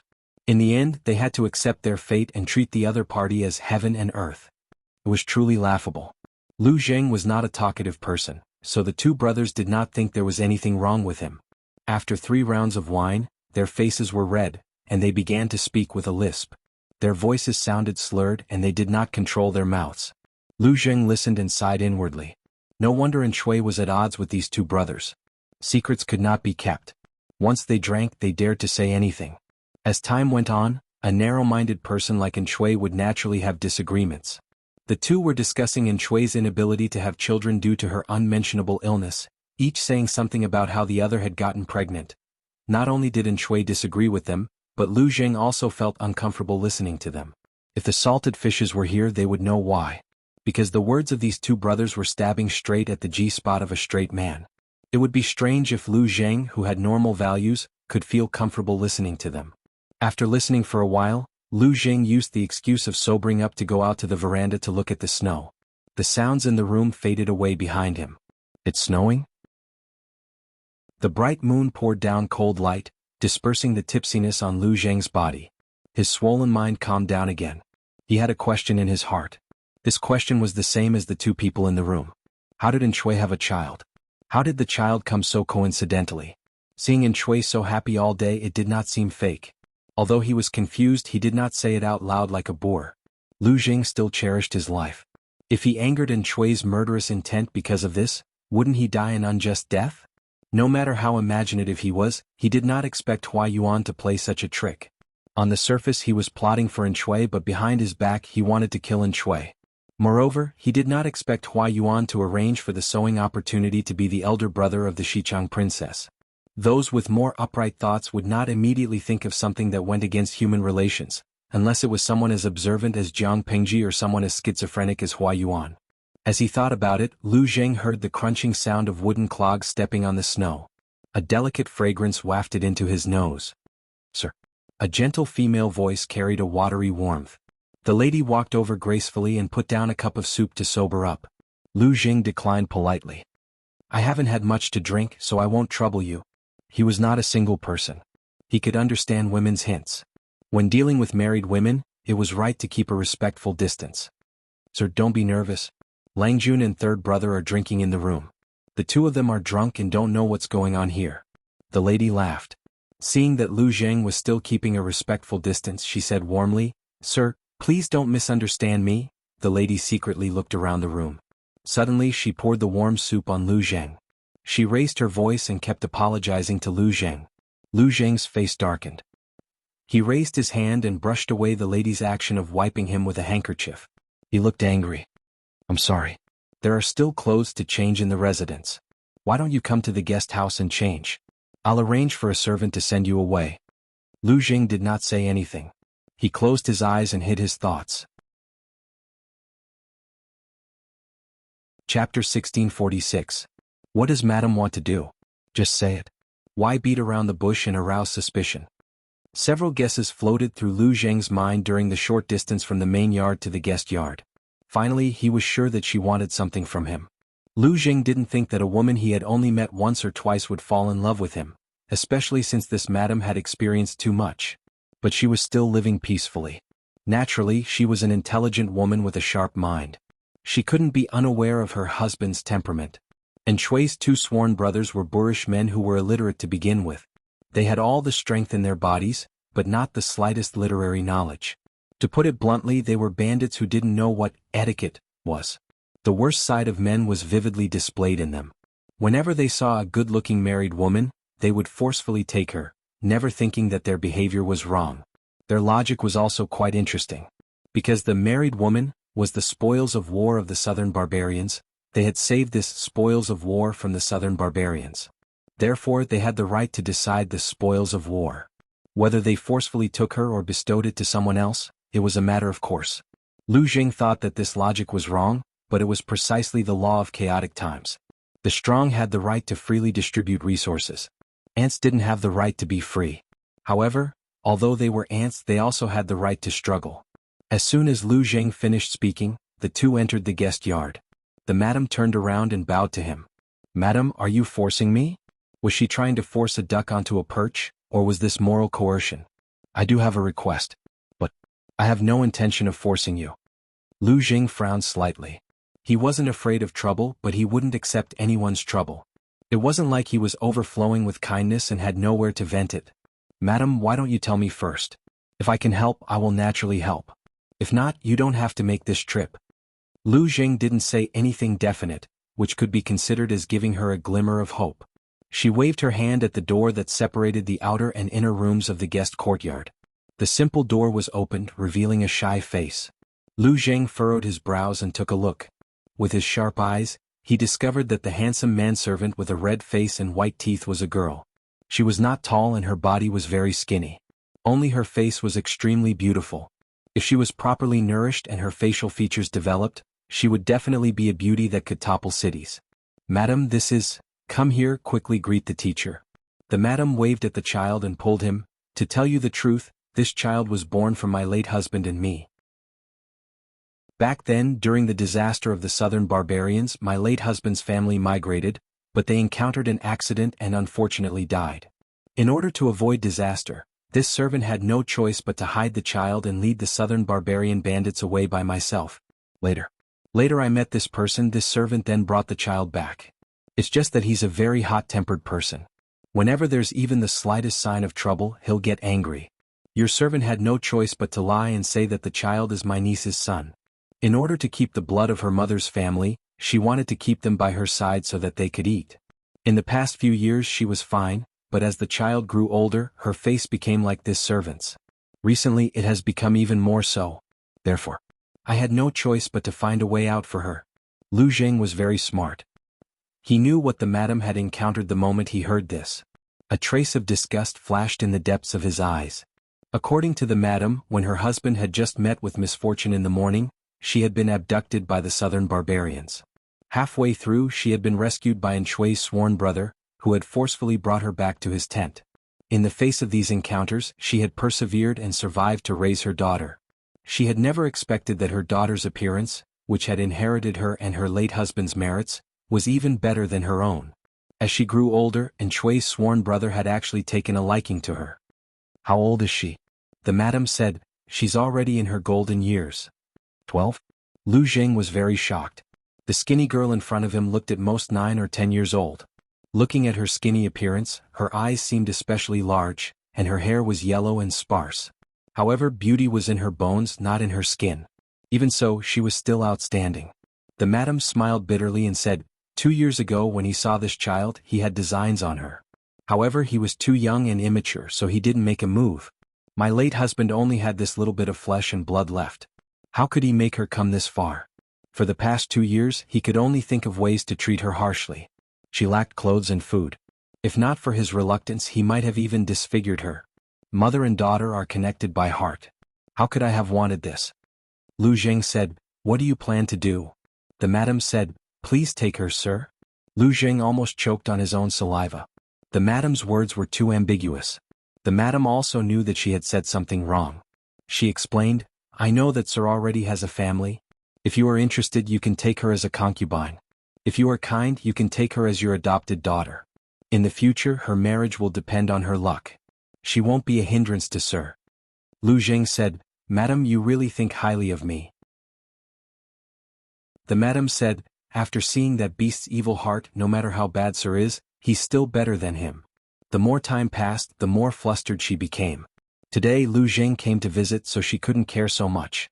If she missed Lu Jing, her daughter's future would really be ruined. Lu Jing thought about it again and finally agreed to help. He took the opportunity when Shui's sworn brother was drunk to say that he had his eyes on one of the servants in his residence and wanted to take one. In this era, giving each other concubines was a good thing to say, let alone taking a servant. The other party was very drunk and agreed in a daze. When Lu Jing left, the girl turned to look at the madam, but the corners of her eyes were filled with doubt and hatred. "What's your name?" Lu Jing threw his cloak to her to protect her from the wind and cold. "This servant's surname is Kong, and my nickname is Shintong." Lu Jing asked, "Do you know your mother's intentions?" He noticed that the girl's straw sandals were broken, and her exposed toes were blue from the cold. Her hands were also frostbitten, and her little face was purple from the wind. As intelligent as he was, he naturally saw the hatred in the girl's eyes. It also made him feel frightened. That hatred was about to materialize. The girl was silent for a long time, as if she didn't know how to answer this question. After a while she said, "This servant thought." She was afraid that this servant would steal her husband, so she abused me in every possible way. Now with just a few words she has become a virtuous and loving mother. Forgive this servant for not being able to agree. Lu Jing listened to the girl's eloquent words, which were completely different from her previous timid appearance. It was an eye-opener for him. This wasn't a timid cub with sharp claws hidden under its meaty pads. "Then do you think that she sent you to me to stop you from stealing her favor?" "She harshly abused me every day, but now she says it's for my own good. Is there such a good thing in the world?" The girl said, "After father died, I didn't see her grieve for a single day. On that day she went to another man's bed. This servant doesn't know. Is this considered a good wife and mother?" Lu Jing shook his head. Chapter 1647. It's reasonable for you to think that way. Lu Jing didn't blame Kong Shintong. She was just a child who enjoyed her parents' love at a young age, but lost her loved ones overnight and couldn't understand her mother's pain. A child's thinking was different from an adult's. Adults could drag out an ignoble existence for a living, but a child's world was either black or white. The concept of gray had never existed. Lu Jing was also a father, so he was naturally more tolerant and patient with children. The girl clenched her fists and gritted her teeth. "Sir, do you mean that you believe her flowery words?" She felt that her mother was ridiculous. When her father was still alive, he let her live a life of luxury. Outsiders often envied the couple. But what happened in the end? Less than a day after her father's death, she climbed onto another man's bed and nestled in his arms. She was like a parasite that could only cling to men and couldn't survive without a man. She didn't care about her ex-husband's daughter at all. In order to please her current husband, she even abused the girl in every possible way. She didn't have enough to eat or wear, and she was forced to wash buckets by the stream in the dead of winter. Rome wasn't built in a day. Similarly, the young girl's hatred towards her mother was not something that could be accumulated in 1 or 2 days, or even 1 or 2 incidents. Lu Jing didn't answer and asked instead, "Do you know what a person wants in a chaotic world?"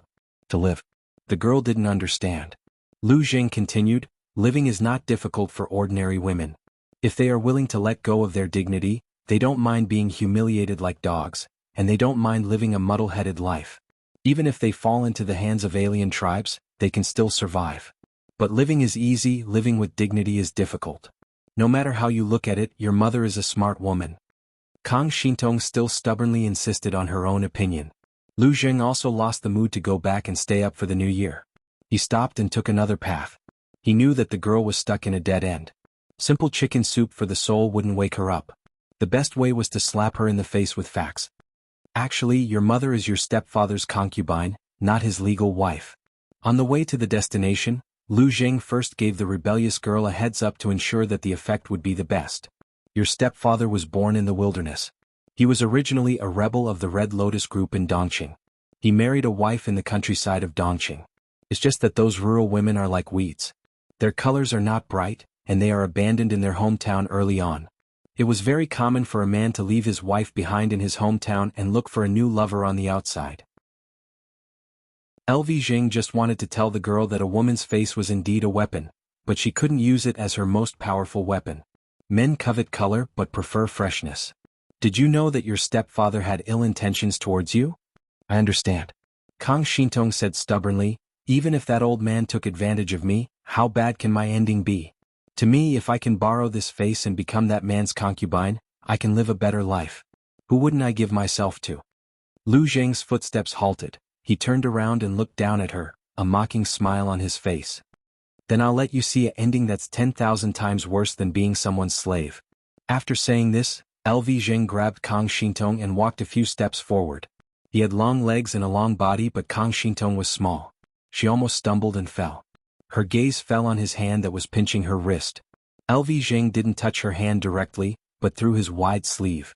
LV Zheng took her to the dark alley where the prostitutes gathered. He had never been to such a place before, but he had heard of it. He had seen it from afar when he was patrolling earlier, and the situation was terrible. Tonight was New Year's Eve. Logically speaking, every family should be celebrating the new year, but the dark alley was still lively. There were many low, dark doors in the alley, and women in dirty clothes leaned against the doors. Their ages ranged from 7 or 8 to 50 or 60. Most of these women were in a sorry state. Their cheeks were purplish red from the cold wind, and some of their faces were covered with poor quality makeup. Other than the stench of sweat and poor quality makeup, there was also an indescribable smell in the air.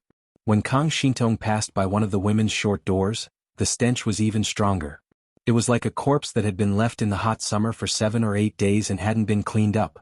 Even a thick layer of makeup couldn't hide the rancid smell. The woman's feet were covered with straw sandals, and her exposed ankles were covered with fine white pustules. Some of the pustules were already broken, and some were red from the woman's scratches. Kang Shintong's little face turned pale. LV Zheng said, "Those leaning against the short doors are the prostitutes. These are still considered good. They can serve the guests and have a hut to shelter them from the wind and rain. Some of them just roll up a tattered mat and serve the guests in places with few people. Some of them are from good families, but most of them wander from place to place because of the persecution of the southern barbarians. Some of them were once the cheap concubines of rich families. Because of their old looks, they were despised and abandoned. They were sold to the broker house, and the broker house sold them to the brothel. The brothel has been receiving guests for 2 years, and they have changed from ordinary courtesans who receive 1 customer a day to the prostitutes who serve the peddlers. The number of customers they receive in a day is unknown. Not to mention silver and copper, they can even give themselves to a night's rancid rice bran. Other than these women in the dark alley, there were naturally men who patronized them. Kang Shintong glanced at them and found that their eyes were all on her. She immediately felt so disgusted that her hair stood on end. She grabbed LV Zheng's sleeves and caught up with him in small steps. Only then could she have some sense of security. LV Zheng was wearing brocade clothes. One look and one could tell that he wasn't a lowly person. Even if he were to linger in the brothel, he would go to a high-end and exquisite brothel to find a young and beautiful prostitute.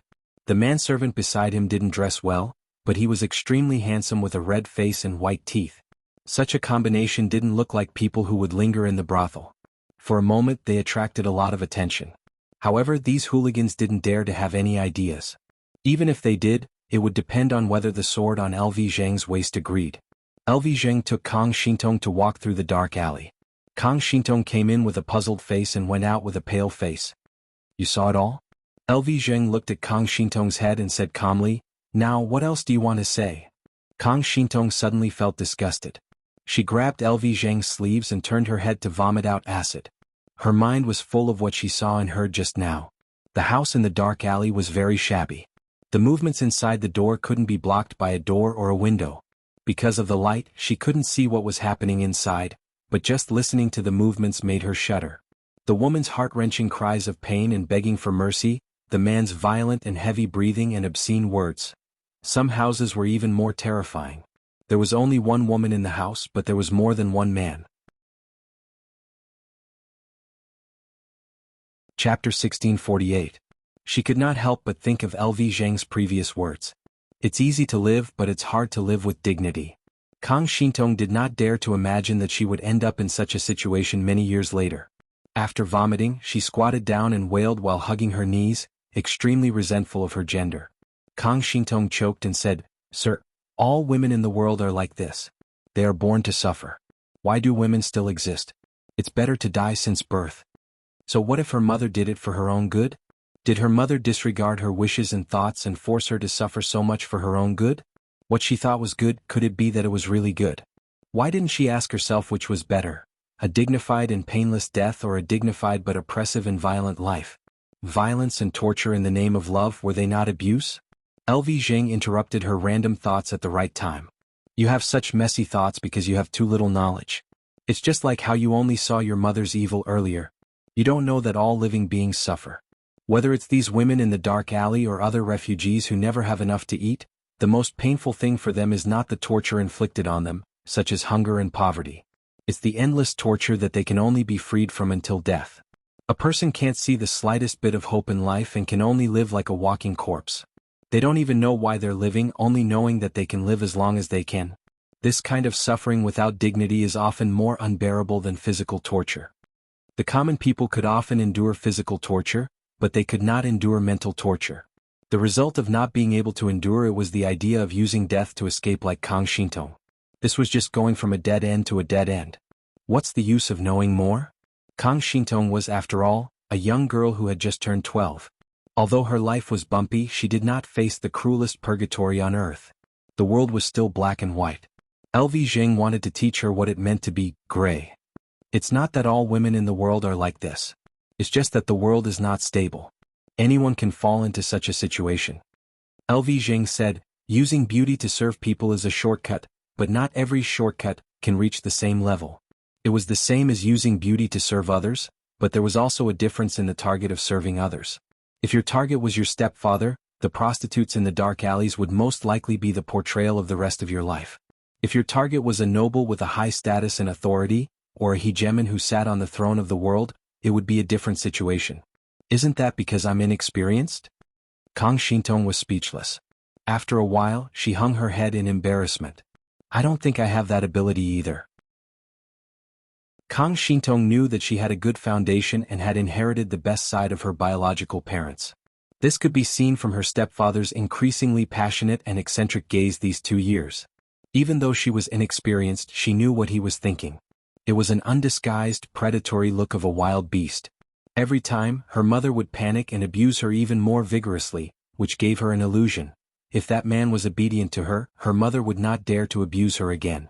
The repeated hints made her come up with this equation in her mind. Using her own body in exchange for power in the hands of a man, and using this to suppress her mother who bullied her, she could live a better life. Just as LV Zheng said, she was inexperienced, and her vision limited her imagination. The best choice she could think of was this, and the only target was her stepfather. Under such circumstances, how could she think that her beauty could attract someone who was more powerful than her stepfather? LV Zheng sighed and shook his head. Do you know who Lu Shi is?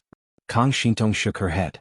Even though Jiang Pingji was a famous and powerful feudal lord, not many people at the bottom of the hierarchy knew her. Dongqing was still all right. Jiang Pingji was quite well known. Many people knew the name of this feudal lord, where he was from, and whether he was a man or a woman. The people in Nanxing were more ignorant. It was good enough for them to know that there were other countries besides Nanxing, let alone feudal lords from other countries. They could not even maintain their lives, so how would they have the time to understand these things? Even if they wanted to, they had no corresponding channels. Lu Shi is a woman. Kang Shintong blinked in confusion and guessed, a stunning beauty? LV Zheng recalled the face of his childhood friend and shook his head to deny it. She was quite liked by the young ladies in Langyi County, but he had never heard of any man liking her. She had a nasty mouth and could not wait to gnash her teeth.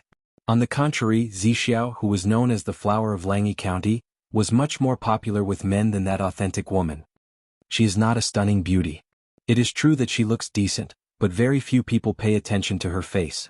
Actually, no matter how ugly or beautiful she is, whether she is healthy or disabled, it is meaningless to her and the people around her. Kang Shintong asked, why is that? Because there are not many people in the world who are qualified to look directly at her face. When people bow down to her, they first see her feet and not her face. Kang Shintong asked again, is she the Empress? Empress? LV Zheng curled his lips mockingly. No matter how noble the Empress is, she still has to rely on her husband and her family. Once the country is destroyed, her husband no longer dotes on her, and her family abandons her. The Empress, who is second only to one and above tens of thousands of people, will also fall into a dark alley. How can she be compared to her? Kang Shintong could not understand who the Lu Shi that the teacher was talking about was. Lu Shi was a woman, but she had a more noble status than the Empress. Could she be the Empress? She asked timidly. The one who is more noble than the Empress is either the Empress or the deities in heaven. LV Zheng said, she is not the Empress. After all, she did not announce to the world that she was going to ascend to the throne, but she is not far from being an Empress in name only. A dynasty could be established in the land of Dongqing. Jiang Pingji, who occupied a territory larger than Dongqing, was naturally qualified to be the empress. However, her ambition was obviously not something that Dongqing could accommodate. Nanxing was also the target that the tip of her sword pointed at. Kang Xintong's small mouth opened wide as she listened. Her small face was full of shock. The higher you go, the further you can see. Even if you can't reach her level, looking at her, you can remember one thing. A woman's appearance is neither a blessing nor a curse. It is just a part of her that is given by her parents and is born with. Even though she is a woman, she is not born to crawl on the ground. LV Jing smiled and flicked her forehead. He said, as long as you stand at a higher position than others, your appearance will only be the capital that they praise you. On the other hand, you will be the prey that they covet. Just like your mother, she is just a prey.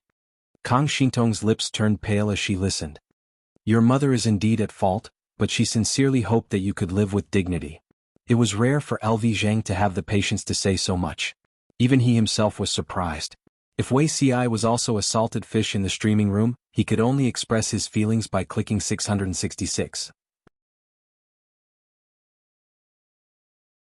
Chapter 1649. Prejudice and hatred were accumulated over a long period of time.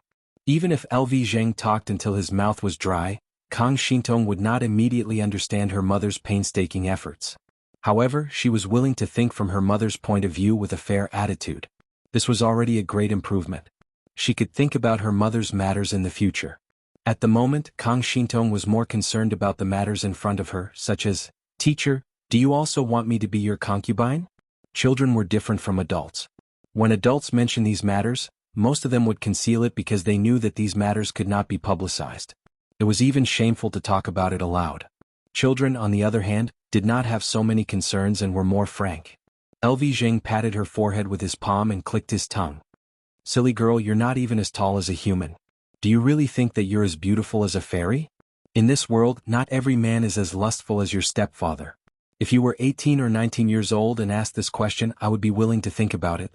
But now you have the appearance of an 8 or 9-year-old. Even slightly normal men would look down on you. Kang Xintong blushed and blurted out, "This servant is already 12 years old." LV Zhang rubbed the top of her head. "The wind is strong. Let's go back." "Yes." Kang Xintong could not help but bury her thin and flushed face into the cloak. The corners of her eyes were slightly red. LV Zhang's mansion was much larger than Kang Xintong's stepfather's, but it was also much simpler. Whether it was the main door or the main hall used to receive guests, there were no decorations. It was very simple. There were only a few carvings on the walls. It looked simple but exuded comfort and elegance. On the other hand, Kang Xintong's stepfather could not wait to display all the gold and silver he won from the war outside to let outsiders see how rich his spoils of war were. Thinking of this, Kang Xintong could not help but let her imagination run wild. Teacher LV said that her mother was also a spoil of war. Then, her stepfather always liked to dress her up beautifully and let her attend the small gatherings of those gossipy madams. Was it also a kind of show-off? Showing off his spoils of war was a noble madam from an aristocratic family. She had good looks and self-restraint. There was nothing bad about her from head to toe. On the other hand, those madams were always dwarfed by her mother. "From tomorrow onwards, you shall live in the residence as my adopted daughter." Lu Zheng took the hand warmer from a servant. A burst of warmth drove away the coldness on his fingertips in a domineering manner. He said, "There is no third master in the mansion except for me and you. If there were any shortages, he could go straight to the housekeeper. Except for the old maids who do the cleaning, the servants in the mansion are basically men. You are a girl, so you should have a few maids to take care of your daily life. Tomorrow, I will ask the housekeeper to pick a few maids from the broker house. You can choose 2 to stay with you." Kang Xintong stood on the spot. Her hands covered in red and purple frostbites were so skinny that they looked like skin and bones.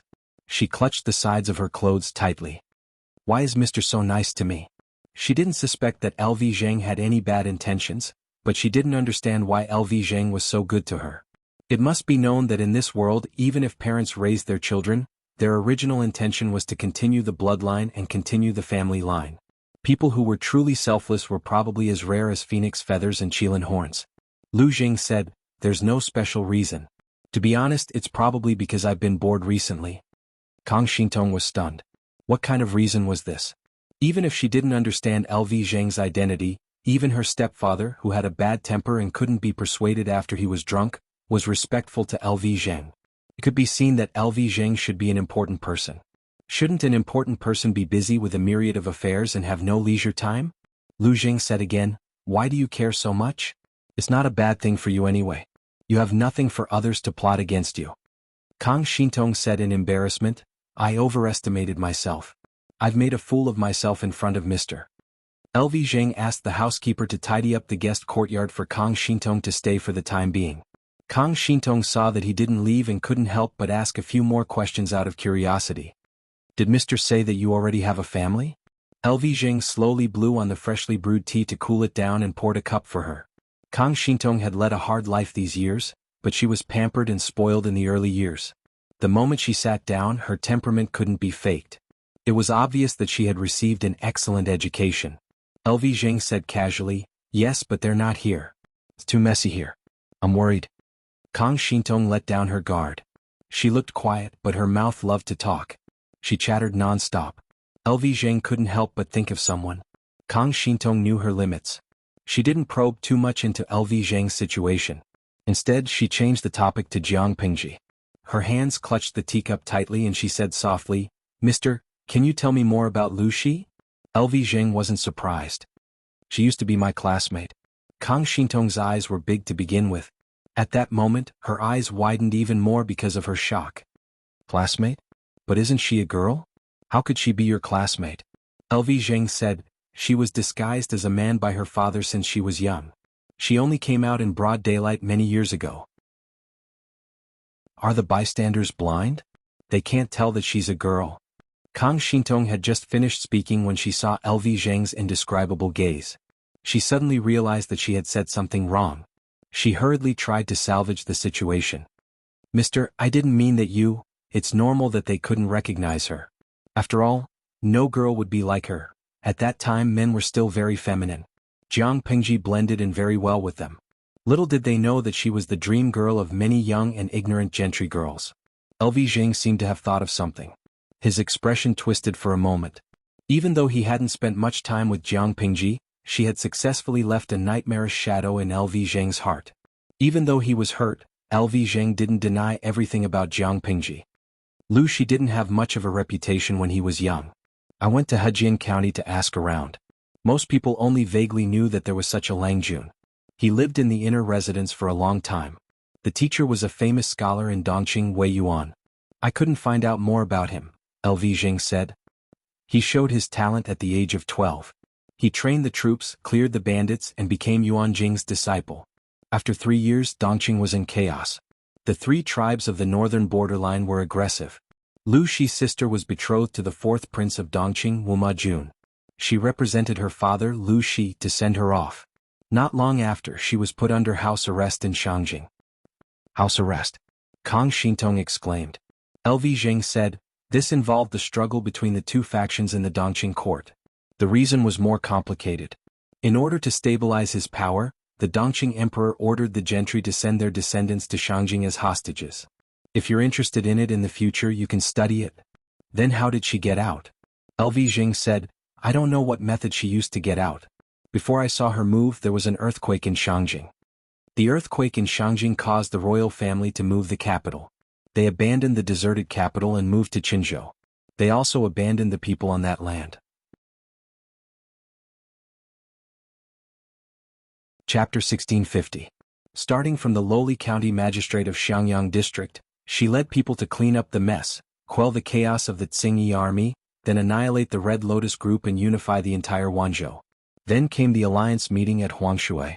She joined forces with the alliance to fight against the fake emperor, Prince Changshu. She led troops into Qinzhou to rescue the emperor. Her identity as a woman was exposed in court. Not only did she not lose the position of magistrate of Wanzhou because of her gender, but she used her military power to force people to recognize her as the magistrate of Wanzhou. She entered Chongzhou and sent troops to the northern borderline. Step by step, from Xiangyang district to Wanzhou, then to the overlord of the entire north. The Su brothers lost their lives in Shanqing one after another. Huang Song suffered a crushing defeat, leaving behind a grudge in Chanya. Zhangjiang Pass resisted Zhongzhao's Nielyang. Zhangzhou's naval forces defeated Yang Tao. In just a few words, she described the situation of the world. Kang Shintong listened attentively. She clenched and relaxed her fists on her knees, completely ignoring the pain and itchiness of her frostbite.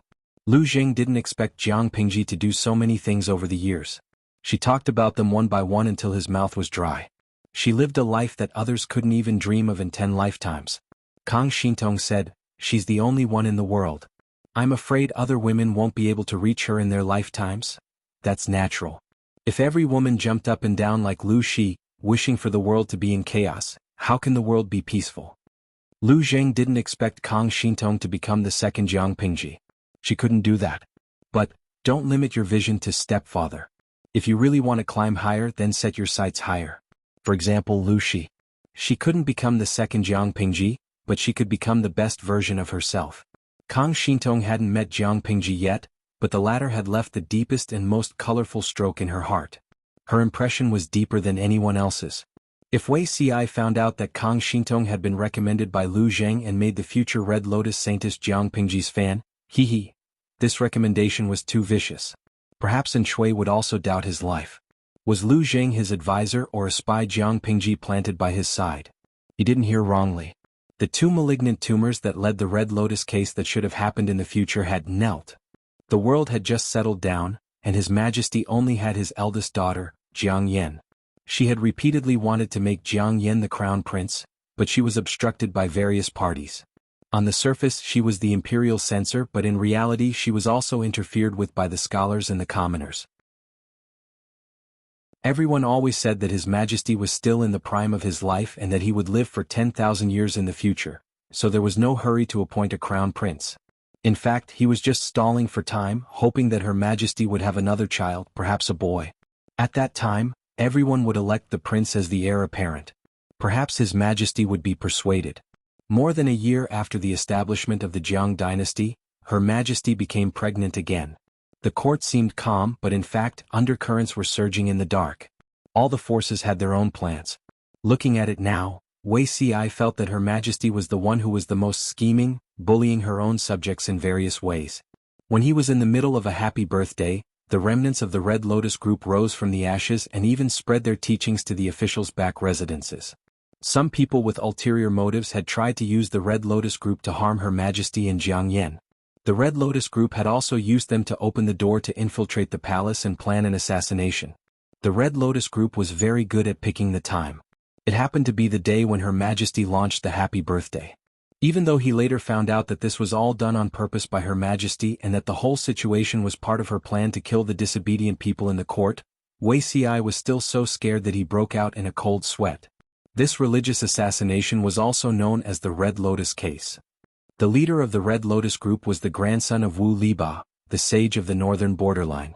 Of course, this fish that had escaped the net was killed by Wei Ci in advance during the Battle of the Northern Borderline.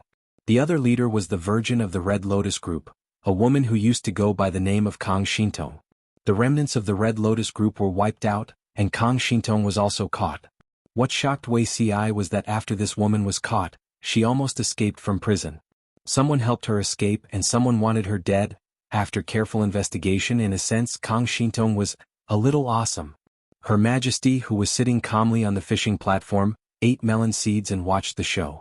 At the same time, she threw a thick file of information about Kang Shintong. Kang Shintong was born into a noble family in Nanxing. When she was young, she and her mother were captured by the southern barbarians and suffered a lot. Because her mother covered for her, Kang Shintong struggled to grow up to the age of 13. At the age of 13, her mother died, and her identity was exposed. In order to seek a better life for herself, she had no choice but to use her beauty to seduce the leader of the southern barbarians. With the help of the leader's power, she killed the barbarians who had once taken her. After 2 years of peace, An Shui forced the southern barbarians into a desperate situation. Before he ordered a massacre, Kang Shintong disappeared. When she reappeared several years later, she became the virgin of the Red Lotus group, an underground cult. No one knew where Kang Shintong learned some treacherous sorcery and deceived the people. She began to infiltrate the inner residences of the officials and developed followers.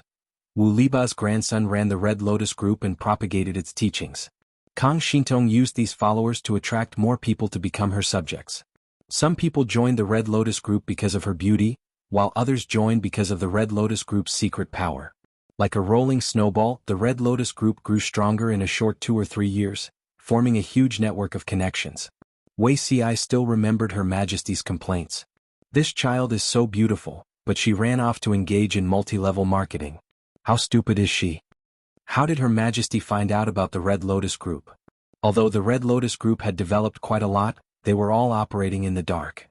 The court officials they had drawn in had also infiltrated from the periphery. They were very careful in their actions. Her Majesty was busy with court affairs. She had been expecting a happy birthday for the past few months.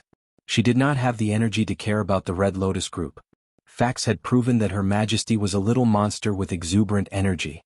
Her plans to plot against the Red Lotus Group and the restless aristocrats and commoners in the court began more than a year ago. Do you still remember your birthday last year? Wei Xi said, I remember. Her Majesty said, that day when I went to the spring square to listen to Huanyang sing, I saw Jing to go to the wine shop next door and get drunk. Although he looked confused, Wei Xi still listened carefully, trying to analyze the relationship between Fu Wang getting drunk and the Red Lotus Group. Jingtu quarreled with his wife. Logically speaking, I should not interfere in the family affairs of the officials. But since I saw it, I have to ask about it. It would not be good if serious business was delayed because of family affairs. Her Majesty looked for excuses for gossip with a serious face. After asking carefully, I found out that Jingtu's subordinate had secretly presented him with a beauty. At the same time, many unspeakable rumors reached Jingtu's wife's ears. That wife was very angry and said that she was seeking death. Although Jingtu returned the beauty, his wife was still sad. Fu Wang's wife was naturally Huijun in this life. Although their experiences were different, they had the same ups and downs. In the end, she became Fu Wang's wife, which caused people to talk about for a while. Because of this, Fu Wang's wife was quite low-key and almost never appeared in public. The beauty presented by his subordinate was Kang Xintong. Fu Wang refused the temptation, but his wife closed the door in his face. After getting drunk, Fu Wang complained to Her Majesty that he had been cheated by an immortal. That woman is beautiful, but my wife is not the slightest bit inferior. Am I, Fu Jingtu, the kind of person who forgets his wife when he sees love? When Her Majesty heard this, he took it seriously. Fu Wang's wife was the first lady in terms of appearance. If she was not the slightest inferior to her, the effect of bribing Fu Wang would be greatly reduced. Her Majesty went back to investigate and found out that the Red Lotus Group was involved. Chapter 1651. What he said was true, but Wei Xi was not sure how true His Majesty's words were or how much he was joking. If it was in his previous life, Wei Xi would have believed it 100%. He wouldn't have dared to doubt it. In this life, the more he understood her, the more Wei Xi knew how deep her heart was hidden under her cynical appearance. He thought that Her Majesty's plan against the Red Lotus Group was probably earlier than what she said. She could see through people's hearts and control the overall situation. As her enemies, they often didn't even know how they were plotted against. To be honest, it wasn't clear whether the courtiers were lucky or unlucky to have met such an emperor. Whether she was a lord or an emperor, her scheming and strategizing didn't lose out to any counselor. She didn't lose out when it came to scheming and plotting against the entire court. Sometimes Wei Xi even imagined that if it wasn't for the fact that Her Majesty's energy was limited, she might be able to carry the entire chaotic world by herself. This could be seen from the court records after the establishment of the Jiang dynasty. As the banker, she would definitely win. As someone who boasted about Her Majesty and Her Majesty, Wei Xi could boast about her even with his eyes closed. Wei Xi was Jiang Pingji's fan leader and the chief instructor of the Internet Water Army. It was normal for him to boast about Jiang Pingji, but Lu Zheng was more confused. As An Shui's counselor, Lu Zheng had unintentionally helped Jiang Pingji sell several copies. In the end, he had even turned the future leader of the Red Lotus Group into a fan. That was a wonderful move. Of course, that wasn't the best part. The best part was that Kang Xintong was determined to treat Jiang Pingji as her idol for life. She wanted to be her only fan. LV Zheng smiled with relief. He was indeed Master Yuanjing's student. He was good at teaching and educating people. Wasn't this rebellious and Chinibu awakened by his strong medicine? It's good to have ambition, but you have to think clearly. No matter how high Lu she stands or how far she goes, she's a rare existence among women. She can be a role model, but you can't be too obsessed with her success. The world treats women harshly. Maybe you've worked 10 times harder to be on par with a man who has worked twice as hard. It's far from the results you expected. Lu Jing gave Kang Xintong a heads up to prevent her from falling behind. Even so, you won't change your mind? Kang Xintong was still young and couldn't fully understand Lu Jing's words, but she could hear how serious and solemn he was. After careful consideration, Kang Xintong nodded heavily. She didn't expect to become as powerful as her idol, but she wanted to live with dignity. Kang Xintong wanted her mother to see what was the most dignified life for a woman. May I be so bold as to ask Mr. to show me the right path and teach me how to achieve my wish? Kang Xintong bowed to Lu Zheng without saying a word. Her slightly perplexed eyes were now filled with stubbornness and pleading. LV Jing raised his hand and pressed her shoulder. She looked at him expectantly and cautiously. Call me godfather. His own child was still crawling, so Lu Jing planned to adopt a foster daughter to satisfy his fatherly cravings. At the same time, he could also practice and learn how to be a qualified father. Hearing Lu Jing's words, Kang Xintong instantly understood and called out, Godfather. LV Jing gladly agreed. Kang Xintong bowed again joyfully and said loudly, Godfather, please accept a bow from your daughter. Coincidentally, the housekeeper had already tidied up the courtyard. LV Jing arranged for Kang Xintong to rest. He planned to think about how to carve this unpolished jade into the best work of art. He was used to staying up late, so he was still full of energy the next day. Kang Xintong, on the other hand, was a little sleepy. Everything that happened yesterday was too dreamy. She couldn't fall asleep after lying down, afraid that it would be a dream when she woke up. LV Jing didn't suspect anything and thought that the child was unfamiliar with the bed and wasn't used to it. On this end, the newly adopted father and daughter ate breakfast together, but they didn't know that Kang Xintong's mother suffered at the same time. Her snow-white skin was left with a pair of green and red fingerprints. 2 palm prints were very swollen and her entire face was swollen. It was as if a perfect painting had been carelessly smeared by a naughty child, losing its beauty. The person who hit her was none other than Kang Xintong's stepfather. Her stepfather was drunk last night and promised to send Kang Xintong out in a daze. When he woke up the next day, he regretted it. He had secretly coveted Kang Xintong for 2 years and originally planned to bring her in after a year. Who knew that the fruit he had been looking forward to for 2 years would be taken away by LV Zheng? He respected LV Zheng and naturally didn't dare to blame him, but his anger had to be vented. Because of this, Kang Xintong's mother suffered. Although he was an illiterate boorish man, he still had a meticulous side. With a little tidying up, he could guess who was behind this. Kang Xintong's mother was a woman he had doted on for several years. He was usually very satisfied with her, but who knew that this woman also had disloyalty? Kang Xintong had always been doing the lowliest menial work and didn't have the chance to come to the front yard, so her range of activity was limited. He didn't believe that if it wasn't for this woman's arrangement, Kang Xintong, who had always been imprisoned to do menial work, would have the chance to be taken away by LV Zheng in the front yard. In his anger, he slapped Kang Xintong's mother twice, causing her to see stars and her ears to hear the sound of a stream. Bitch, your jealous face is really hateful. He had a murderous look on his face as if he could rush in front of her and strangle her to death in the next second. Kang Xintong's mother took a long time to recover. A bloody taste filled her mouth and her molars were loose. Langjun, please forgive me. Why would I be jealous of my niece? She endured the nausea of the world spinning and crawled to his feet. She hugged his calf and begged, Langjun, you don't know. It was clearly that little bitch who heard that Master LV was a guest at your residence and had the thought of playing up to him. She put in a lot of effort to climb up to him. I'm really wronged. As she spoke, she cried as if it was really the case. The man's heart softened for a moment, but he still lifted his leg and kicked her away, leaving behind a sentence. Lock yourself in the backyard and reflect on yourself. If there's a next time, I'll cut off your head. He had been looking forward to it for 2 years, but in the end, it was all for nothing because of a woman's jealousy. He was depressed to death. The more unobtainable something was, the more people yearned for it. He deliberately sent people to LV Zheng's residence to find out the situation. It would be best if LV Zheng took Kang Xintong as a concubine. These days, it was considered elegant to treat guests as concubines and give each other concubines.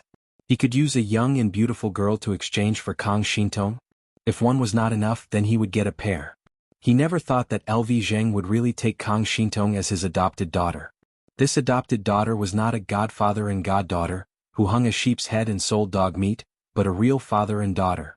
In other words, if he continued to covet Kang Xintong, he would covet LV Zheng's daughter. It was true that he cared about Kang Xintong, but he would not offend LV Zheng because of a little girl. He could only let this matter go. Chapter 1652. Jiang Pingji didn't know that Lu Zheng was diligently cultivating his loyal fans. After the new year, the originally relaxed atmosphere dissipated and was replaced by solemnity and tension. Since the assassination of the Nan family in Fenzhou, Jiang Pingji had changed so much that she was like a different person. At first, everyone was not used to it, but they got used to it after a while. Just as Wei Xi had said, their lord had grown up and become sensible. Because of Jiang Pingji's timely change, she accidentally extinguished the original hidden danger and avoided a potential crisis. As long as everyone was united, they were confident that they could tear the whole world apart, let alone in Shui. A few days after the new year, Jiang Pingji called for a meeting. The topic of the meeting was naturally how to get rid of Shui. Yes, Jiang Pingji was pure and unpretentious. She told everyone that she had suffered a loss at Shui's hands last year. If she didn't get back at him this year, she wouldn't be able to take it lying down. She didn't know what euphemism was. One could imagine how their lord's reputation would be if these words were recorded in the annals of history. Among everyone, only Wei Xi was worried for 3 seconds. Yang Si and the others had long given up on treatment. Whatever. Turning their heads, not only Jiang Pingji, but the others were also rubbing their fists and getting ready to do something big. If there are no objections, it's decided for now? Jiang Pingji looked around and took in everyone's expressions. After waiting quietly for a while, she repeated her question. For now, we'll send troops to conquer Shui before the spring plowing. Does anyone have any other opinions? Regardless of whether it was Jiang Pingji or the others, most of them agreed to start the war before the spring plowing. Only a few wanted to wait until the spring plowing was over. Everyone had their own reasons. Jiang Pingji listened carefully to different voices and analyzed the pros and cons of each opinion. In the end, she decided to send troops before the spring plowing. Her decision didn't attract opposition from the officials. Instead, it caused the idle people to be puzzled. They hadn't been following the live stream for so many years for nothing. Naturally, they knew how important ancient farming was. Unless they had no other choice, both sides would wait until the spring plowing was over before starting the war. Spring plowing was too important to the ancient people who depended on the weather to make a living. Wasting a year's spring plowing was equivalent to a year's worth of food going down the drain.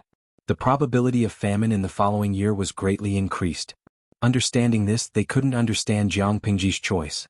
Guoli Guiduo, isn't spring plowing very important? If I remember correctly, the host was in a tight spot last year. Under such circumstances, shouldn't she place more emphasis on this year's spring plowing? If we start the war before the spring plowing, it would affect not only the enemy but also our side. In the salted people's eyes, this choice was no different from suicide. Common people do not benefit themselves and both sides suffer. Tudu Feichio, I'm a little confused too. I don't understand why the host is taking such a risk. And seems to have the advantage, but after careful analysis, I feel that the host still has a large chance of winning. Couldn't they fight steadily and surely? Why did they have to use such a method? Guias, Jiang, 1, Jiang, Yang, Kin Gui Kai Guo Fengxiu. I seem to have guessed it. Host, is this related to Shui's fortification last year? Last year, in order to make things difficult for Jiang Pingji, Shui had deliberately given Nanxing and Xing prefectures to her. On the surface, Jiang Pingji had the upper hand. She conquered the 2 prefectures without much effort, but she didn't know that 70 to 80% of the grains and young men in the 2 prefectures had been forcibly conscripted and gathered by Shui.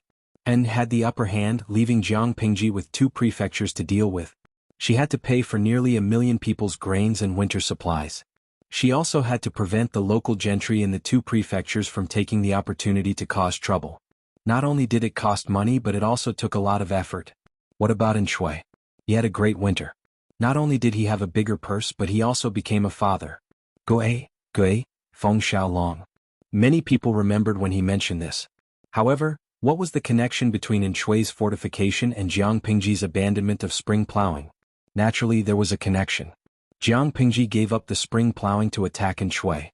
She only abandoned the spring plowing in Nanxing and Nanqing prefectures. The plowing in Dongqing and Beizhou, northern borderline, was not affected, but Shui could not.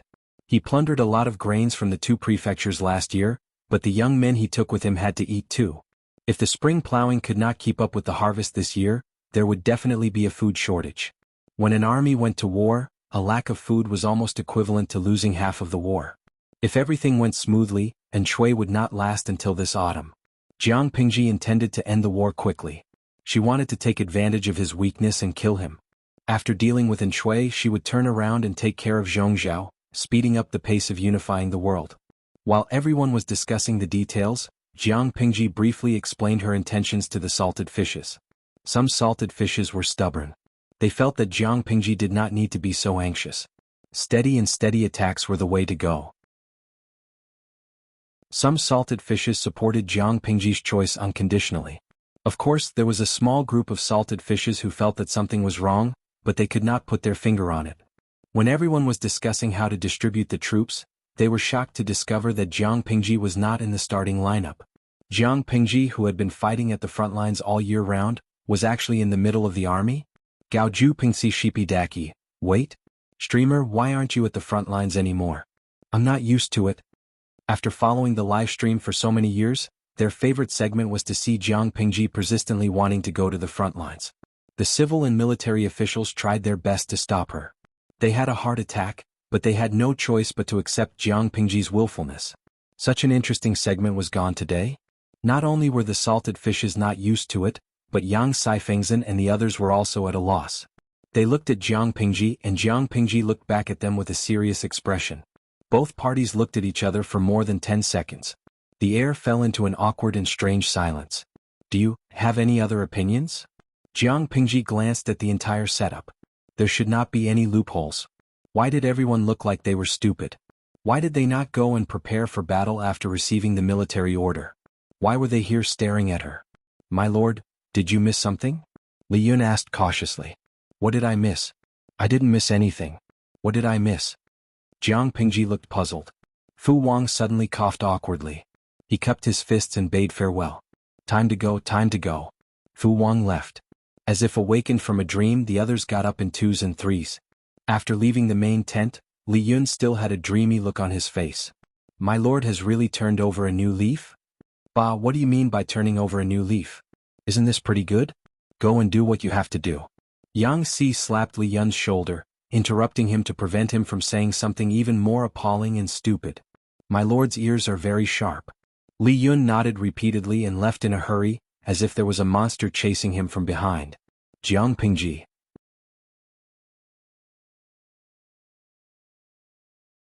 Chapter 1653.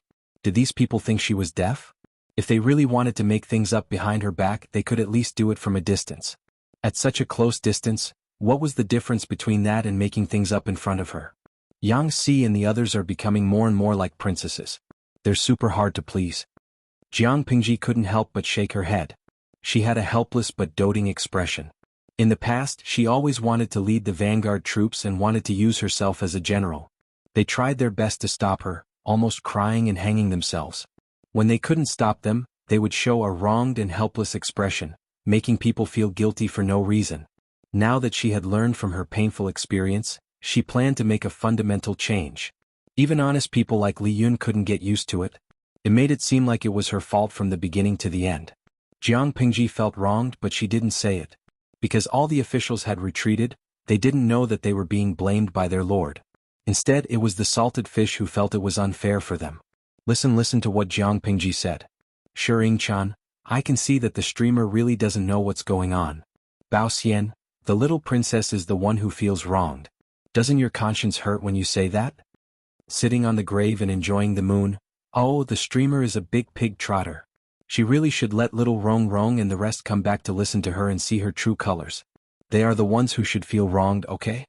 Shuishuich was Hong's hoodie. Previously, people told me that the streamer has changed. I didn't believe it, but I didn't expect it to be true. Anyone who had some understanding of the streaming room knew Jiang Pingji's bad temper. As the saying goes, it's easy to change mountains and rivers, but hard to change a person's nature. It was quite torturous to let an unrestrained person who loved freedom be confined to the rear and watch others do as they pleased. The salted fish always thought that being diligent was her limit. When there was a war, she would definitely show her true colors. Who knew that she had really changed? She didn't even play in her favorite battlefield. You Abba, don't you feel uncomfortable watching this? Jiang Pingji said, I don't feel uncomfortable, I'm just not used to it. The 7th Corps was the Federation's first line of defense against the enemy. It was the sharpest knife. It was dispatched to wherever there was war. Even if she didn't like war, she had gotten used to it after so many years. Fighting was as common as eating and drinking to her. To have a person like her, who was born to fight, retreat to the rear and watch others rush to the battlefield, facing dangers that she didn't know if she would survive or not. She, who had combat strength, couldn't personally kill the enemy. Instead, she had to suppress the restless bloodthirst in her body. No matter how she looked at it, she wasn't used to it. However, even if he was not used to it, he had to get used to it. Jiang Pingji took a deep breath and suppressed that feeling. Your Abba, you'll have to get used to it sooner or later. Speaking of which, aren't you worried that something will happen to them on the battlefield? The old chief knew what kind of person Jiang Pingji was. She loved the battlefield. Other than the bloodthirst in her bones, it was mostly for the sake of others. The more enemies she killed, the fewer enemies the others had to face. Naturally, the pressure on them would lessen. Of course, she couldn't say these mushy words out loud. Outsiders could only experience it for themselves. As expected, Jiang Pingji denied it. Why should I worry about them? They're not 3-year-old kids. They don't need me to look after them on the battlefield. A general is a profession where one's head is tied to one's belt. If they're afraid of death, they won't be able to make a living, Jiang Pingji said. Worry? There's no shadow of it. Your Abba, a woman who says one thing but means another. Jiang Pingji didn't think that she was saying one thing but meant one thing. There was no one else in the world who was more consistent than her. I, Jiang Pingji, have never been a hypocrite. I say whatever I want to say. She said it righteously and sternly. The old chief coldly replied with 2 words, ha. The old chief is a decent person. Don't learn bad things from the group of salted fish in the streaming room. You should be dignified and dignified. Under the scourge of 5 million salted fish, Jiang Pingji couldn't look directly at those 2 words. Because behind every ha was, I bought a watch last year. Seeing the sarcastic ha, she knew that the old chief had learned a lot from the streaming room. Was his life so leisurely after retirement? Your Abba, then I'll say something else. Jiang Xiaojiu, I advise you to have some sense of propriety. Jiang Pingji. At the end of the meeting, the starting lineup for the match against Shui was basically confirmed. Apart from a few familiar faces, Jiang Pingji also promoted a few young faces. However, newcomers meant that they were young and inexperienced. It was easy for them to be taken advantage of when they met with veterans on the battlefield. Under normal circumstances, many people preferred to use experienced or capable veterans. For new generals, unless they had outstanding military exploits or impressive combat abilities, they had to wait for a few years. It was rare for Jiang Pingji to promote newcomers as frequently as she did. Previously, she was short of people and had to promote newcomers. Now that she's not short of people, shouldn't she prioritize safety? Could it be that she's still guarding against us? Yang Tao rarely came up with a conspiracy theory, but his conjecture was so crude that it made people speechless. It doesn't seem like it. Even though we haven't had much contact, based on our observations these days, Lu Lanting isn't a two-faced villain. If Jiang Pingji was the kind of villain who said she would promote people to important positions but secretly schemed against them, Yang Tao wouldn't have such a good impression of her. It's not about the lack of people. Yan Lin wanted to explain, but seeing that Yang Tao was confused, he gave a simple example. If Zhengze was a talented general who had been suppressed for many years and had no hope of being promoted, what would you think? After a long time, even if you don't resent him, you'll lose the will to improve. You'll either be depressed and resentful of the world, or completely dispirited and muddle along. If the enemy sent someone to instigate a rebellion and gave them a bright future, very few people wouldn't be tempted. Lu Lanting boldly promoted newcomers and gave them a chance to be promoted. Not only could she nurture young talents, but it was also a way for her to win people's hearts. That's why there's less infighting under Lu Lanting's banner. Most infighting in the world was due to political views, while the rest was due to conflicts of interest. In other words, there were too many monks and too little porridge. With so many monks trying to snatch the same bowl of porridge, they got angry and naturally started fighting over it. How could this conflict be resolved? Most of the feudal lords tried to mediate between the two monks. They tried to persuade one monk to live harmoniously and the other monk to focus on the bigger picture. There was no solution to the question of who should get the bowl of porridge. This method was to smooth things over. In the end, the fight would still be fought. Jiang Pingji was different. When others fought over a bowl of porridge, she did not step forward to mediate. Instead, she took out a few steamed buns. Even though it was risky, Yen Lin thought it was a good way to solve the root of the problem. I see.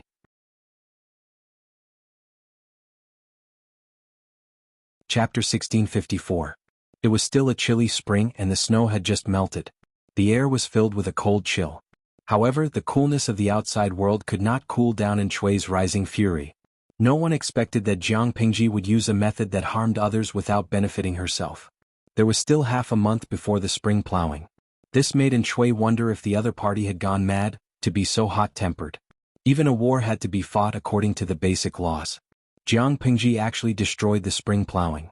Was she planning to fly into the sky? It was common knowledge that spring plowing was the first major event of the year. And Chui had sent people to prepare early on, expending a lot of manpower and resources. As long as this year's harvest was good and there was enough food, Jiang Pingji had nothing to fear. He had never expected that she would play her cards so unconventionally. She would risk her own spring plowing to attack Chui. By now, she had already crossed the river and torn down Chui's fence. When Chui heard the news in the morning, her happiness from the new year was washed away. When did this happen? Why did you only report it now? And couldn't help but ask again, thinking that she was hallucinating. The soldier who delivered the message repeated nervously, "My lord, 3 days ago, Lu Shi's troops attacked our border town and forced their way across the Bailing River. It happened so suddenly that the defending general was patrolling outside and carelessly let the enemy take advantage of a loophole. In the end he had no choice but to retreat 30 miles. Chui heard it clearly now and his face turned green. Bailing River was a river that lay between Jiang Pingji and Chui. The surface of the river was 7 miles long, which was about 3,500 meters. This river was also one of the main streams of water in Nanxing. It irrigated both sides of the river and fed countless people. Because the soil here was fertile and easy to water, coupled with the fact that Nanxing was located in the south, the climate was humid, and they could harvest crops twice a year. Chui still hoped that this place could alleviate the food shortage and give him the capital to fight Jiang Pingji for a long time. He never expected that Jiang Pingji would suddenly make things difficult for him. Not only did she disrupt the spring plowing, but she also seized this piece of fat meat. Chui was slapped awake by reality. His face was ashen, and 2 flames of anger danced in the depths of his eyes, as if he wanted to burn everything he saw. In his anger, Chui used his sleeve to sweep away all the things piled up on the table, causing them to crash to the ground. Everyone heard the news and rushed over just in time to see it. No one dared to provoke her at this time. They could only secretly glance at Hua Yuan, hoping that he would say something to appease them. Hua Yuan did not let them down. He stepped forward and bowed. "My lord, please calm down." Chui said, "How can I calm my anger? Do you know what Lu Shi did? She's crazy." Hua Yuan naturally knew what had happened. Otherwise he would not have been called over. Things have already been decided. No matter how angry my lord is, it doesn't change anything. For now, the most important thing is to think of a way to deal with Lu Shi's army. At the same time, we need to hold the defending general accountable for his negligence. Hua Yuan's light words had changed the subject. Chui had nowhere to vent his anger. The others in the tent felt a chill run down their spines when they heard this. According to the content of the battle report, the defending general did not neglect his duty at all. Jiang Pingji sent a large number of troops to attack the place, and the defending general could not defend it no matter how hard he tried. Furthermore, the 2 sides of the Bailing River were wide open, and there were basically no guarded passes. Jiang Pingji was also an expert in land warfare. The Steel Horsemen under her command had even defeated the 3 tribes of the northern borderline who had once dominated the grasslands of the northern borderline. How could a mere 20 to 30,000 soldiers trip her up? It was the biggest joke in the world. Hua Yuan's way of changing the subject had calmed Chui's anger, but it had also brought an undeserved disaster to the defending general. Chui calmed down a little. Panting heavily, he asked, "Do you have a good plan?" "I'm incompetent. I can't share my lord's burden." Hua Yuan blamed himself, then changed the topic and shifted the blame. Hearing this, everyone secretly cursed him for being cunning. He said, "But my lord has a lot of talented people under your command. You can gather everyone's wisdom and strength to come up with a countermeasure." Chui glanced at the hesitant officials around him. His mood, which had just improved, fell again. Apart from Hua Yuan, the others were like good-for-nothings who could not do anything. They were like worms who ate the lord's salary but could not share his burden. From the moment they entered until now, apart from Hua Yuan who dared to speak in spite of his anger, The others were like mutes, not uttering a single word. Therefore, although Hua Yuan did not come up with a plan, and Chui was even more satisfied with him. He even sighed in his heart that Hua Yuan was the most loyal and devoted person in the world. Lu Zheng? Lu Zheng's presence was getting weaker and weaker. He had been in the background during the new year. How couldn't Chui think of him? Everyone had been forced to do something beyond their abilities by Hua Yuan. After offering their suggestions, they did not get anything out of it, because Chui only cared about Hua Yuan. After they dispersed, everyone left the main tent in twos and threes, intentionally or unintentionally isolating Hua Yuan. There was something strange about this matter. Although Hua Yuan had made many contributions in terms of weight, Lu Zheng was clearly more important. In the end, his lord and Chui seemed to have taken the wrong medicine and trusted Hua Yuan wholeheartedly. Especially after the new year, he almost wanted to worship Hua Yuan. From time to time he would talk to him by candlelight and the two of them would sleep together. Even Lu Zheng had not valued him this much back then. There were even people who disliked Hua Yuan who mocked him behind his back. Hua Yuan was not the #1 strategist in Chui's tent at all. He was clearly the #1 strategist in someone else's tent. Of course, these words would not reach Hua Yuan's ears. They had all seen this man's cruelty. How would they dare to rush to their deaths? On the other hand, Lu Zheng, speaking of which, they had not seen Lu Zheng for a long time. He did not appear even after such a huge incident had happened today. What was Lu Zheng doing? Some people said that his heart had been hurt by Chui. Now that he had been frozen, he was disheartened and staying at home. Some people said that Lu Zheng had been suppressed by Hua Yuan and had fallen into depravity because he was bored. He was addicted to women and could not extricate himself. No one knew that Lu Zheng was addicted to his daughter and had no heart for proper business. In fact, before Jiang Pingji's troops had forcefully crossed Bailing River, he had a premonition. Outsiders did not understand her, but Lu Zheng knew her temperament. It was not difficult to deduce her actions based on her temperament and style. When the incident at Bailing River came, Lu Zheng's first reaction was to frown. Something was wrong. He could deduce this even when he was at home. There was no reason that Hua Yuan did not know about the mental illness. If he knew, why did he not warn Chui in advance and send troops to guard against it? Lu Zheng felt uncomfortable all over when he thought of that lunatic Hua Yuan. Carry it first. Come back in 2 hours for a spot check. Lu Zheng assigned the homework casually and strode away. Kang Shintong held the heavy bamboo slips and recited them loudly without any complaints. Kang Shintong was born into an aristocratic family. Her biological father had also hired a teacher to teach her. This helped her build a solid foundation so she learned quickly. Compared to Kang Shintong's enthusiasm for learning, Lu Zheng did not have much energy in the following half a month. He even missed his lectures. Kang Shintong asked with concern, "What's wrong, godfather? Could it be that something troublesome has happened to you?" Lu Zheng frowned and said, "The situation at the front line worries me. Hua Yuan seemed to have taken the wrong medicine again. Recently he had been working but not putting in any effort. He had been slacking all day." Even Lu Zheng could see his problem, but he pretended to be deaf and mute and chose to stand by. This abnormality made Lu Zheng tense up.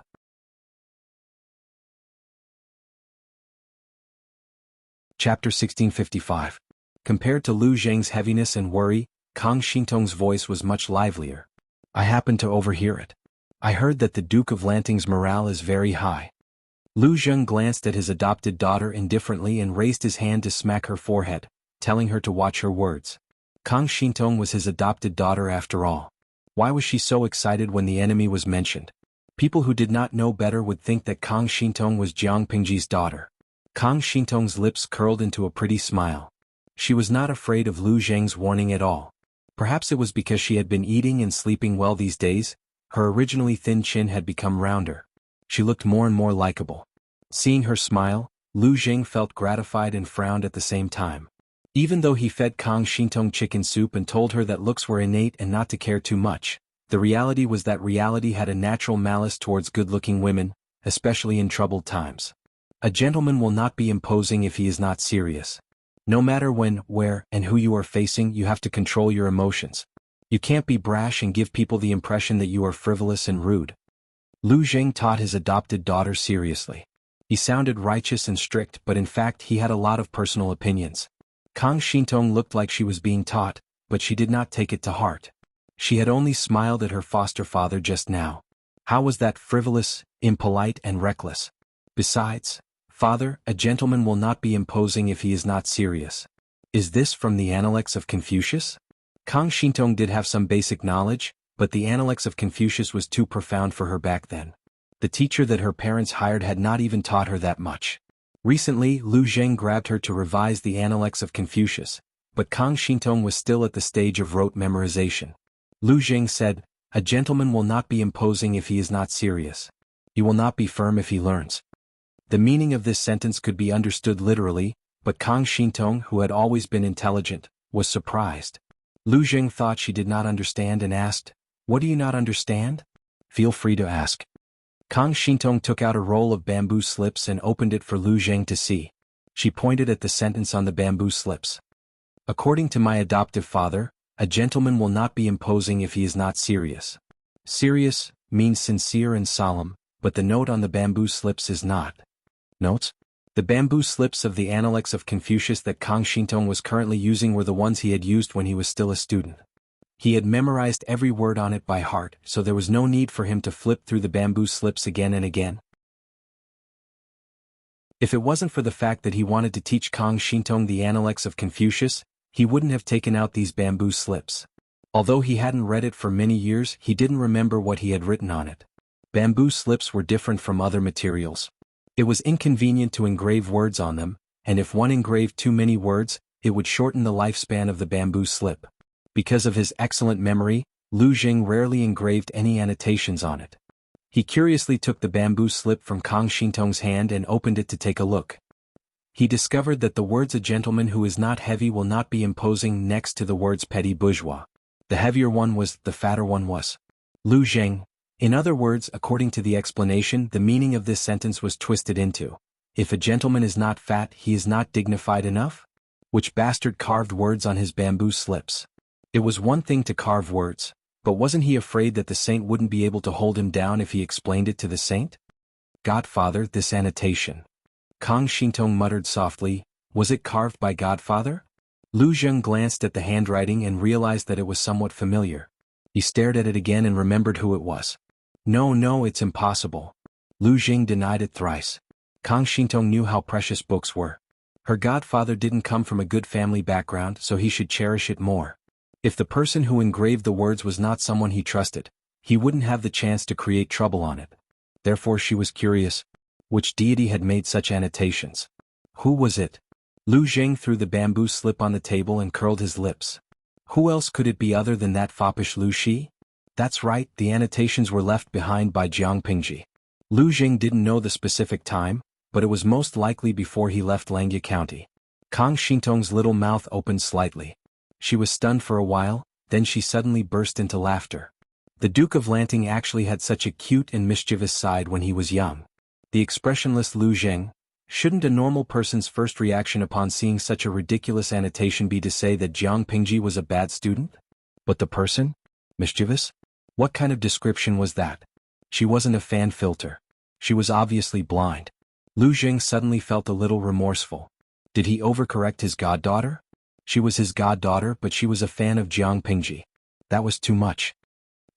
Lu Zheng snorted in disdain. He took out a knife and a brush from his sleeve, ready to scrape away the nonsense Jiang Pingji had left behind. Unexpectedly, Kang Shintong refused. She grabbed the bamboo slip and hugged it in her arms. Her face was full of expectation, and her eyes were pleading. Let me translate. These were the words personally engraved by her idol. She had to keep them and not scrape them off. Lu Zheng held the knife and brush in his hand. He didn't know whether to take them or put them away. Kang Shintong took advantage of Lu Zheng's hesitation and hid the bamboo slip behind her. She changed the topic abruptly.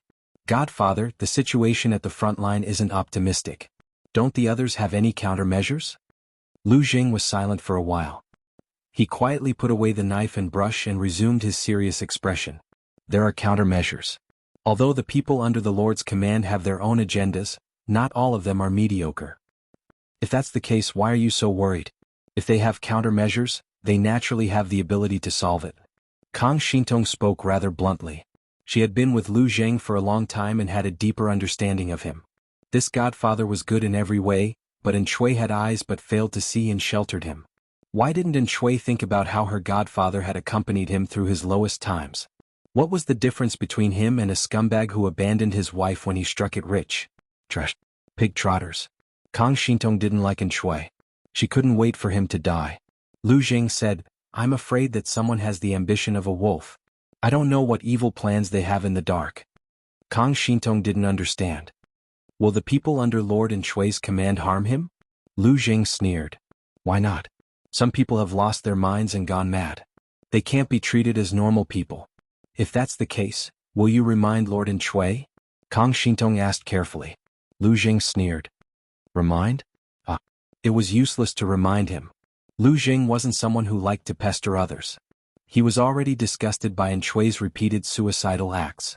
2 days after this conversation, Shui gathered the army and prepared to set off. Lu Jing, the background, was dragged along as well.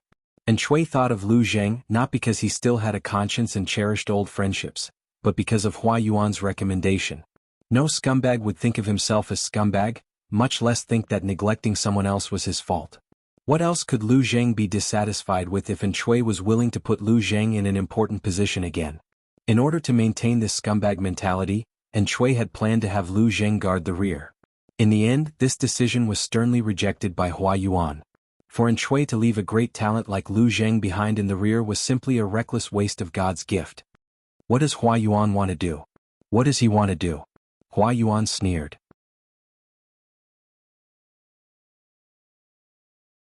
Chapter 1656. Is Godfather going to follow the army into battle? Kang Shintong had been living in Lu Jing's residence for a while now, and their relationship had improved by leaps and bounds. When she saw Lu Jing instruct the housekeeper to pack his luggage with a grave expression, she knew that something had happened outside. She heard that the front line was extremely dangerous, and her godfather had been neglected by Shui for a long time. She didn't know why he was suddenly put in an important position. Hua Yuan recommended me to the Lord, so she ordered me to follow the army into battle. Stay at home and wait for me to return. You mustn't neglect your studies when I'm not home. You'll be tested when I return. Lu Jing didn't have experience as a teacher, but he had experience as a student.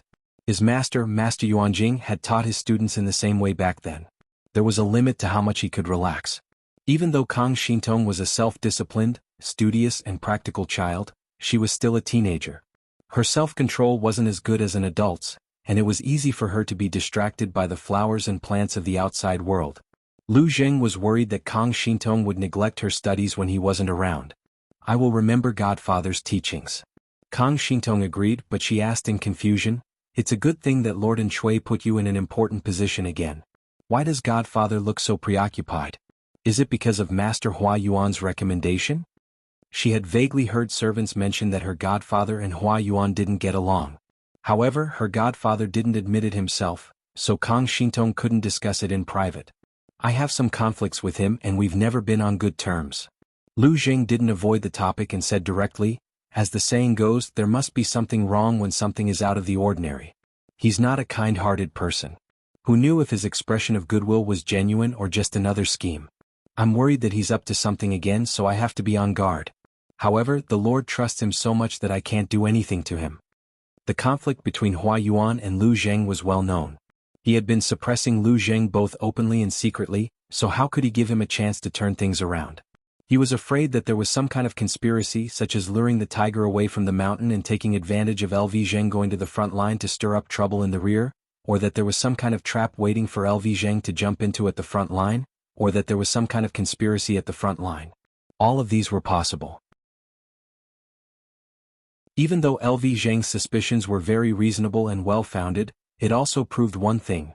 Hua Yuan, a dangerous individual with a split personality, had left a deep psychological shadow on him, so much so that LV Zheng was a little paranoid and always had a conspiracy theory about everything. When Kang Shintong heard this, she had a bold idea. Your daughter has a matter that I hope Godfather will agree to. She swallowed nervously and said tentatively, It's already unfilial of me to not share my father's burden when he's with the army. I don't dare to let him worry about me when he's at the front. If that's the case, why don't you? Under Lu Zheng's stern gaze, Kang Shintong's voice gradually became softer and softer until it could not be heard. Her little head also drooped down. Why not what? Why didn't you say anything? Lu Jing asked with a spurious smile. His eyes that seemed to be able to see through one's heart were filled with understanding. You don't dare to say it? Then let me guess and see if I've guessed what you're thinking. Do you want to follow the army to the front? Even if Kang Shintong's idol was Jiang Pingji, he couldn't be so bold if he wanted to imitate his idol, could he? Jiang Pingji had a sizable female battalion under her command. Over the years, they had risen to fame and made a name for themselves, making their enemies tremble in fear. However, Chui did not have such conditions. Kang Shintong was a girl. If LV Zheng did not take good care of her, who knew when something would happen to her? The front line was full of swords and sabers. It was too dangerous. I advise you to give up on this idea as soon as possible. LV Zheng quite liked this clever and obedient adopted daughter. How could he bear to let her go to the front line and court death? At the end of the day, it was Lu Lanting's fault. He did not teach good things and taught bad things to children. LV Zheng smiled in his heart and patted the little man. The two words Lu Shi were written on the man's body. His black resentment was almost overflowing. Her foster father's rejection was within Kang Shintong's expectations. She gave a fawning smile, got up from the mat and went behind LV Zheng. She rubbed his shoulders attentively and said softly, "Foster father, you are indeed my foster father. I can't hide my cleverness from you." Carrot, it was useless even if the little girl had a sweet mouth. LV Zheng did not fall for it verbally, but he enjoyed it in his heart. The front line is very dangerous. There's chaos everywhere. If you're not careful, you'll lose your life. It's for your own good that I'm not letting you go. Moreover, the army camp is not as simple as you think. There are a bunch of rough and barbaric men there. I dare not guarantee your safety. You're a delicate girl. You'll easily get into trouble if you go. LV Zheng tried to dispel her thoughts. His idol was so arrogant because he had the ability to survive at the front line. That person could enter an army of thousands without batting an eyelid. She did not have the ability to do so, so she did not want to die. Of course, Kang Shintong's courage was worthy of recognition.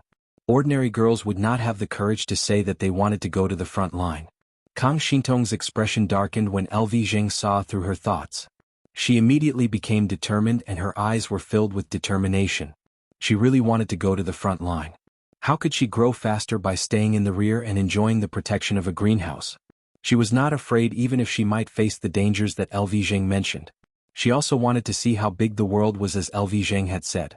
She immediately begged LV Zheng, "Godfather, you're always thinking of me. I'm afraid that I'll let you down. What's so good about the front line that it's worth all of you going there? Don't you know that people will die? Other than me, there's someone else like you?" LV Zheng said, "Isn't Lu Shi the one who taught you bad things?" The culprit of all conflicts. Kang Shintong said seriously, "Godfather, I've always remembered what you told me. However, reading 10,000 books is not as good as walking 10,000 miles. No matter how much I read, it's still not as good as seeing with my own eyes. I'm short-sighted, so I naturally have to see more." LV Zheng sighed helplessly. He raised his hand and pulled Kang Shintong up, making her kneel on the ground look unbecoming. "You can go, but you have to promise me that your own safety is the most important." If she went to the front line, LV Zheng could not guarantee Kang Shintong's safety. Whether it was a blessing or a curse, she would have to bear it herself. Since Kang Shintong was so persistent, LV Zheng could not force her. Of course, if his own flesh and blood disobeyed him like this, he would probably explode and break their legs. Kang Shintong did not expect LV Zheng to be so easy to talk to. She was already prepared to be rejected for the second time. Thus, when LV Zheng agreed, she almost did not react in time. When she came back to her senses, she quickly said, "Thank you, Godfather."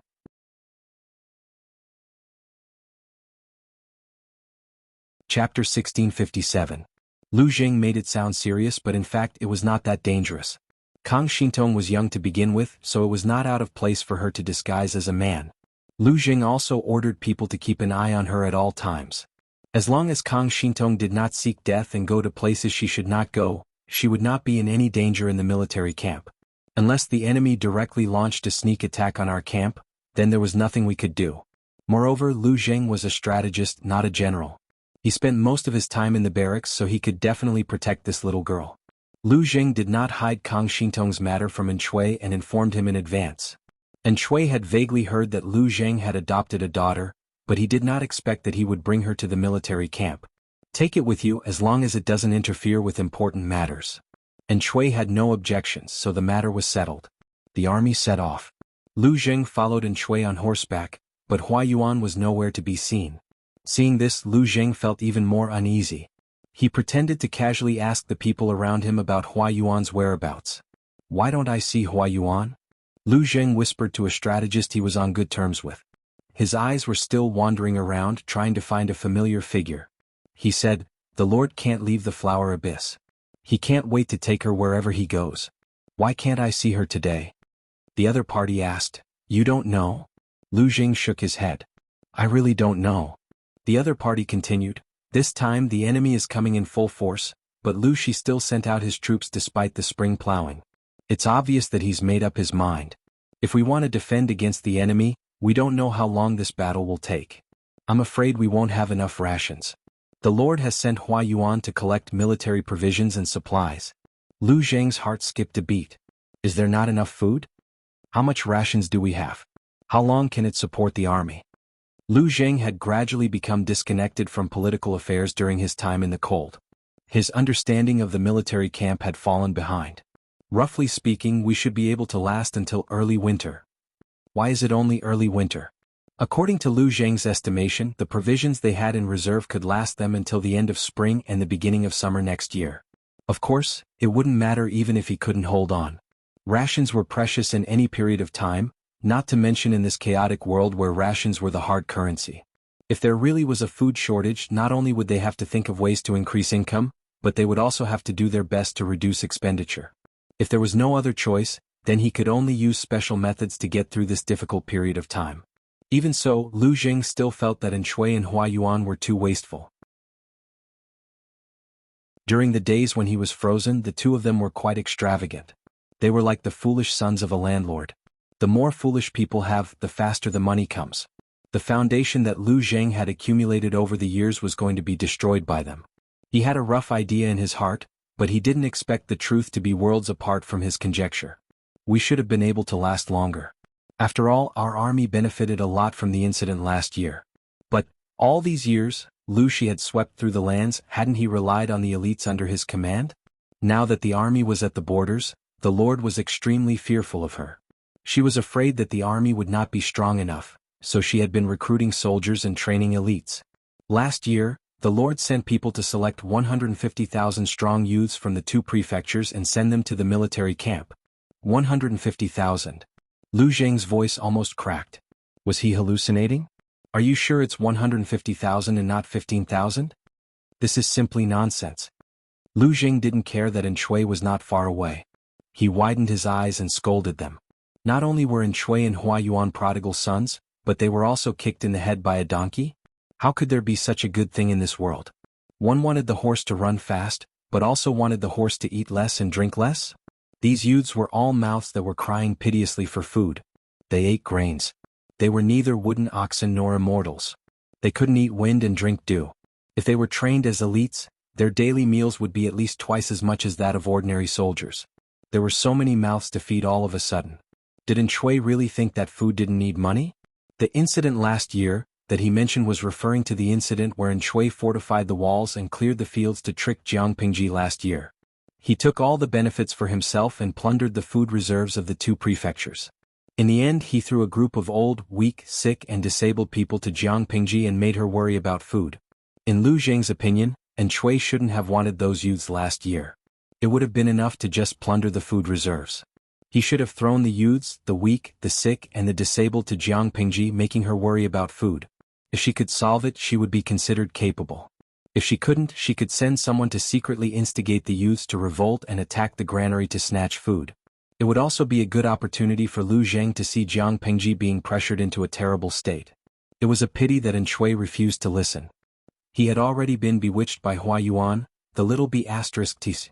150,000 more mouths to feed out of thin air. How will there be enough food for our army? Shui had previously annexed the various feudal lords of Nanxing and absorbed their military forces. The number of troops under his command was already very large. The youths from the two prefectures that had just been absorbed had no combat experience. They were only there to wave the flag and shout battle cries, and at the same time, they were also there to give the enemy heads an experience. However, Hua Yuan wanted to challenge Lu Zheng to a duel. Due to various disadvantages, Lu Zheng couldn't defeat him. His master, Chui, was also greedy and couldn't bear to part with the youths. He was afraid that these youths would become Jiang Pingji's daggers against him, so he insisted on taking them home and digesting them himself. Look, now you know the consequences of being too greedy and inconsiderate, right? You've lifted a rock and dropped it on your own feet. Lu Zheng felt a little stuffy in his chest as if someone had stabbed him with a knife. His lord Chui used to be so reliable. Why did he become so arrogant after he became rich? He could be arrogant if he wanted to, but he should at least wait until the dust settled on the enemy, right? The enemy hadn't even knelt down, yet he was the first to lose his cool. Was he planning to give his head to Jiang Pingji? Lu Zheng cursed in his heart, but he didn't know if he should say it. Lower your voice. Do you want to die? The man tugged at Lu Zheng's sleeve and warned him in a low voice. He secretly raised his head and glanced in Chui's direction. He realized that Chui was looking in his direction. His pitch-black eyes were devoid of any emotion. Under such a gaze he couldn't help but shiver. He quickly lowered his head to avoid eye contact. Lu Zheng tightened his grip on the reins and snorted coldly in a low voice. It's time for you to change your personality. It's not like you don't know the Lord's temperament. If you insist on being stubborn, you'll be the one who suffers. The onlooker sees the game more clearly than the person directly involved. Why was Chui close to Hua Yuan and distant from Lu Zheng? It wasn't because Lu Zheng wasn't capable enough. It was clearly because Lu Zheng's temperament had made his lord, Chui, unhappy for a long time. He felt that Lu Zheng might be put in a difficult position again. As it turned out, Chui wasn't as petty as he thought. Indeed, he didn't like Lu Zheng, but he wouldn't ignore the bigger picture and leave such a capable person like Lu Zheng to rot in a corner. Now was the time to use people. Lu Zheng still had to use him when he needed to.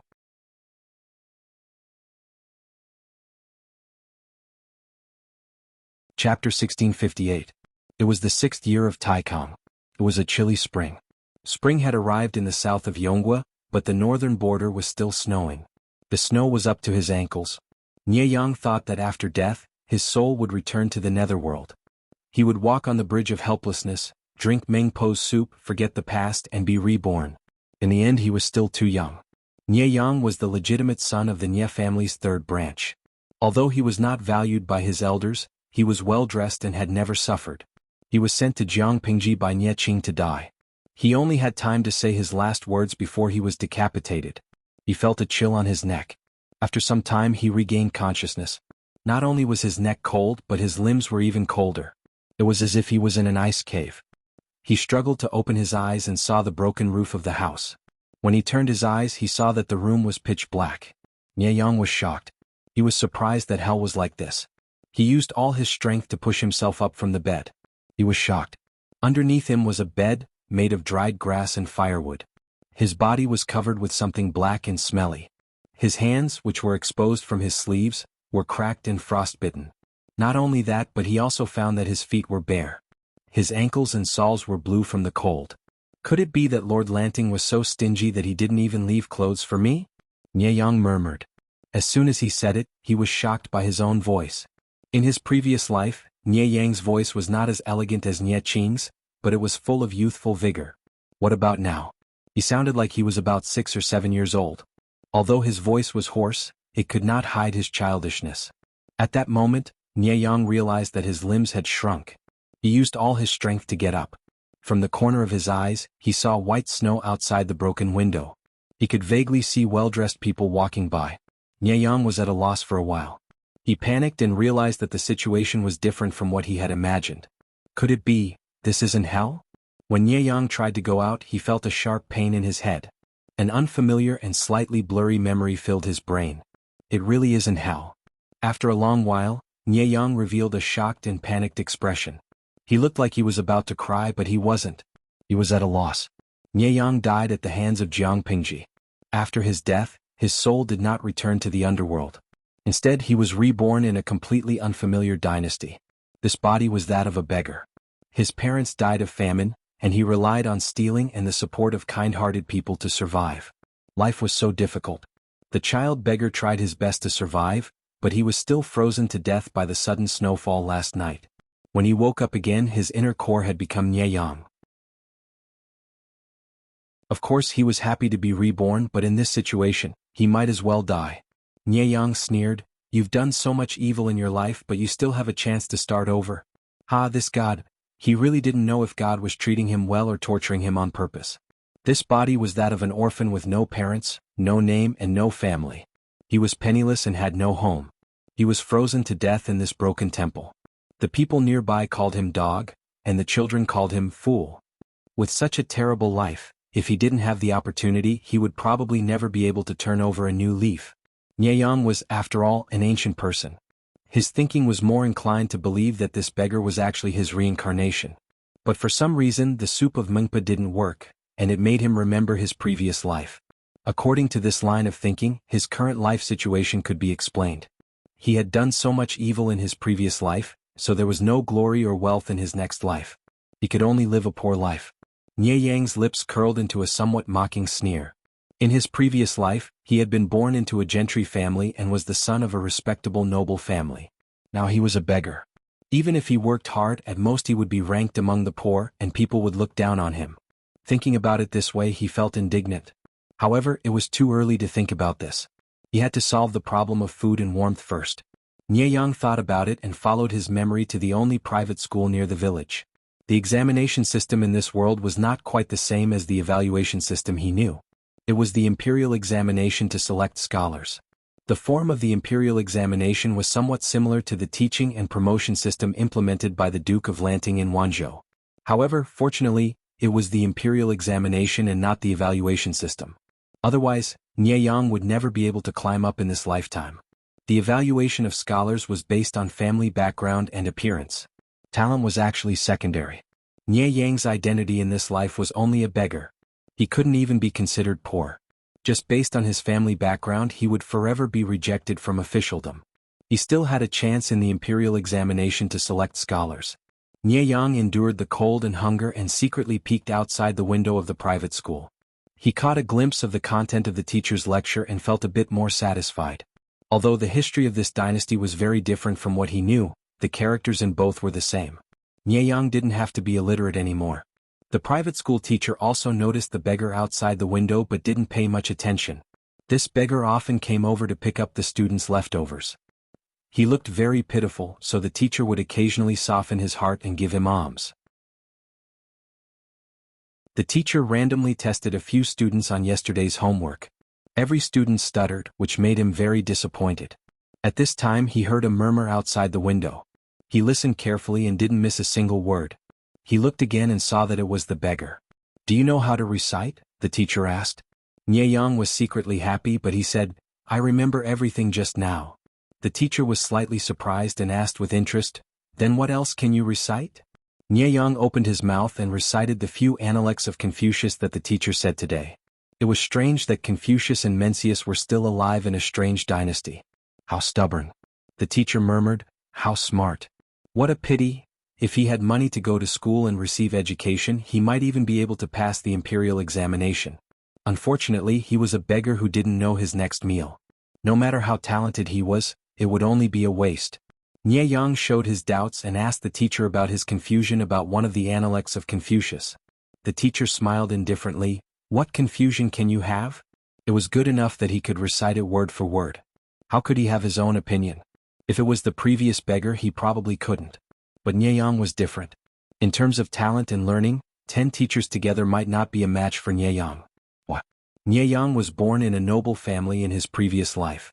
The educational resources in front of Nyeyang were the best at that time. He received an elite education and never lacked writing brushes, ink and paper. The teachers were all famous scholars and he could read the rare books of the poor. Not to mention that Nyeyang was talented. Even if he was stupid, with so many educational resources, he would be much better than the ordinary poor. The teacher in front of him had studied hard for more than 10 years and failed several provincial examinations. He was discouraged and came back to teach. Nyeyang's acting skills were beyond doubt. Even if he was at a disadvantage he could still create the most suitable opportunity. The teacher was shocked after hearing this. Nyeyang said again, "I can do all kinds of dirty and tiring work. Teacher, please do me a favor and give me something to eat." The teacher frowned. This is not a charity hall. Although he didn't look down on Nyeyang, the strong sarcasm in his words could be heard by anyone who wasn't deaf.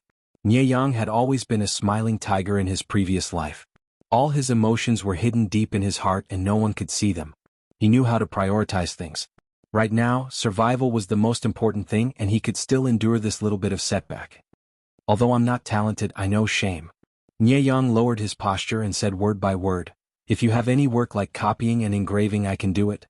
It's so cold now. If I don't find a way out, I'm afraid I won't be able to survive until spring. Nie Yang had a good eye for people and the teacher in front of him had a good reputation in the surrounding villages. He could play the emotional card. Sure enough, the teacher heard Nie Yang's words and asked him, you can copy and engrave? Nie Yang nodded and showed his 2 frostbitten hands. He said awkwardly, I can write. I used to secretly watch the teacher teach and practiced with a branch for a long time. But my hands are a little hard from the cold. If I write with a pen, I'm afraid it won't look good. The teacher looked down at Nie Yang's hands. They were almost black from the cold. The cracks and frostbites made people feel sorry for him. Thinking of this, he felt pity for him. If this child could really copy well, it would be fine to give him some food to eat. Words were no proof. Even if the teacher was a kind person, he would not believe Nie Yang's words. He still had to test his handwriting. The teacher did not think that a child who had not gone through systematic learning could write well. Nie Yang felt relieved when he saw the teacher's attitude soften. He endured the pain and washed the stains off his hands and arms with ice and snow. Then he rolled up his sleeves and started writing so that the table, paper and pen would not be dirted. Nie Yang's attitude was sincere and kind. The teacher liked him a lot. Nie Yang's handwriting was good. After all, he was a student of a famous calligrapher. It was just that he had changed his body and his wrist strength was not good enough. He could not write as well as he did in his previous life. Even so, the teacher was still shocked. Nie Yang was from an aristocratic family. He was best at writing 2 types of characters. One was the popular Wan Ti in Zhongzhou, and the other was the Mot. These 2 types of characters were created by Zhongzhou's modern calligrapher. The person who created the Wan Ti was a woman from an aristocratic family. At that time, the 4 self-accomplishment classics for women had not been created. Women from aristocratic families had a high status. This lady's handwriting was charming and graceful. Many noble ladies followed her example. Many young aristocratic families who pursued fashion also liked to copy and learn. Nie Yang was also a fan. His Wan Ti was more charming than many women's. The calligrapher who created the Mot was Nie Yang's teacher.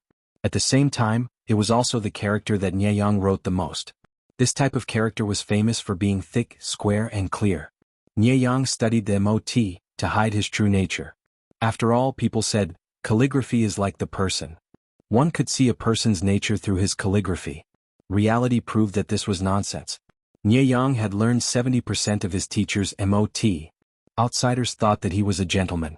Who knew that he was a scheming villain? At this time, the calligraphy was naturally Nie Yang's best Mot. Did you really practice it yourself? The headmaster looked at Nie Yang with a complicated expression. He did not know that this beggar had such a talent. He had almost been buried. Nie Yang nodded and twisted his fingers pitifully. He said pitifully, I begged the headmaster of the academy to do me a favor and let me have a meal. The headmaster sighed. Forget it. I'll leave the copying and engraving to you. 2 meals a day. Is that okay? Nie Yang smiled. Thank you, headmaster. If I have a chance in the future, I will not forget your kindness. A chance in the future? The headmaster smiled and waved his hand. It's not that simple. Take care of yourself first. Why did Nie Yang set the private school as his goal? Because he needed a way out. He was not willing to be an ordinary person. If he did not work hard to find a way out, would he freeze to death or starve to death in the ruined temple? The private school had some books. Nie Yang helped here. He could read the books and understand the details of this era. He could also solve the problem of food and clothing. He looked at the rice paper on the table and sighed in his heart. Although there was paper in his previous life, it was very precious and produced in small quantities. Many small gentry families could only use thick bamboo slips to carve words. At this moment, even a scholar from a poor family who taught in a private school could use such uniform and fine paper. It could be seen that the overall standard of this era was much better than in his previous life. His hands and feet were itchy and painful from frostbite, but Nie Yang did not seem to feel it. He began to copy as usual. At first he was not used to it. After a whole afternoon he was much faster. After a while, the headmaster brought him a set of clothes that had been washed white. There were 2 wooden boxes on the clothes. You can wear this set of clothes. There is also some ointment for frostbite. The headmaster asked him, "Do you have a place to stay?" "I'm living in a ruined temple 3 miles away." "That ruined temple is drafty. What's the difference between living there and living in the open?" The headmaster frowned. A ruined temple could not keep out the wind and rain. Living there would be courting death. "If you don't mind, you can stay in the woodshed. We'll decide when the weather gets warmer." Nie Yang's eyes showed gratitude. He said sincerely, "Thank you, headmaster."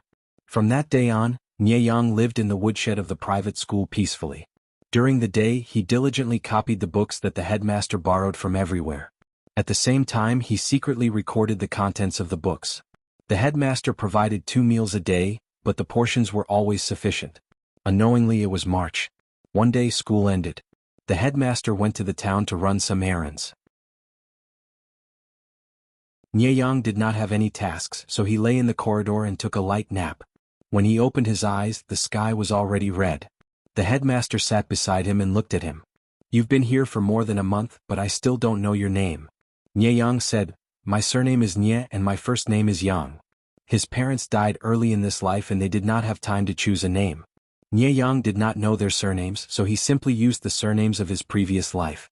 "Nie Yang? There are many Westerners. The river is vast and it flows northward." The headmaster smiled. "It's a wonderful scene." After a pause, the headmaster asked him, "Do you have any other family members?" Nie Yang was startled and shook his head. No. He was already alone and deserted by everyone. How could he have any other family members? "When I heard you murmuring Nie Qing in your dream, I thought it was your living relative." The headmaster said regretfully, "You're very talented. If your family is willing to support you in your studies, you can still have a future in the officialdom. Even if you don't bring glory to your ancestors, at least you won't have to worry about food and clothing." When the headmaster said the 2 words, Nie Qing, Nie Yang's face turned completely white, without any color. Ever since he woke up, he had been busy making a living. In the dead of night, he restrained himself from thinking about his previous life. Who would have thought that he was actually talking in his sleep? "What's wrong? Do you feel uncomfortable?" "Thank you for your concern, headmaster. I'm fine. It's just that I suddenly thought of my cousin and felt very sad."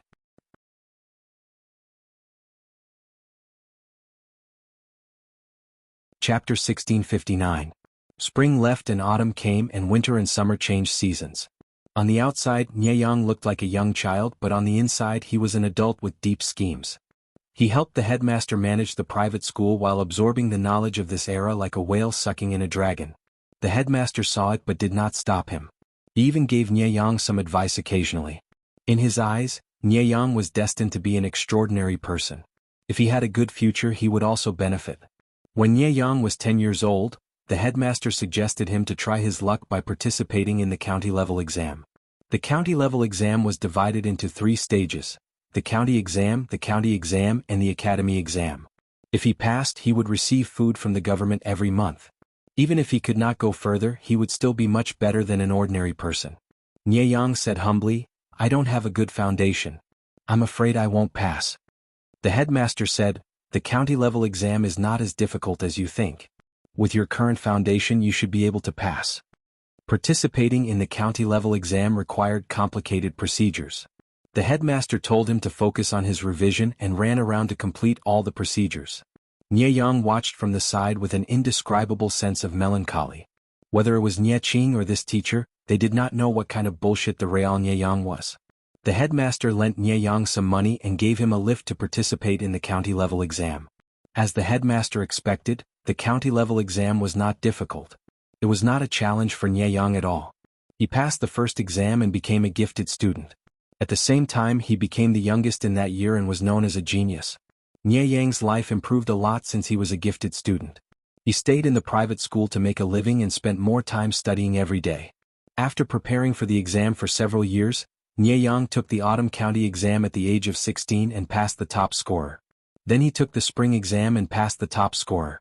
He performed very well in the palace exam and the emperor wanted to help him pass 3 top scorers in a row. Thus, Nie Yang was promoted to the top scorer. He passed 3 top scorers in a row before he was 20. Suddenly, Nie Yang's social status rose and many people tried to rope him in. Outsiders all thought that Nie Yang would become arrogant because of this. Who would have thought that this little Zhuangyun would be able to keep his composure and conduct himself with the demeanor of a great family? If he was thrown into the crowd of nobles in the capital, just by looking at his temperament, it would be hard to tell that Nie Yang was once a beggar. He would look more like a naturally born rich noble. Nie Yang didn't get carried away because he knew very well that being the top scholar was only an entrance ticket to the officialdom, not a ticket to the finish line. How high he could climb in the future and how much power he could control all depended on his future management. At the Jasper Forest banquet, many people wanted to see what this Zhuangyuan, who had yet to reach the age of 20, looked like. Nie Yang wore a clear and harmless smile on his face as he walked among the nobles with ease. His every movement didn't seem like that of a bookworm who had studied hard, but more like that of an experienced official. Before the court examinations, Nie Yang had tried his best to gather information about the situation in the court. The current emperor's surname was Nie.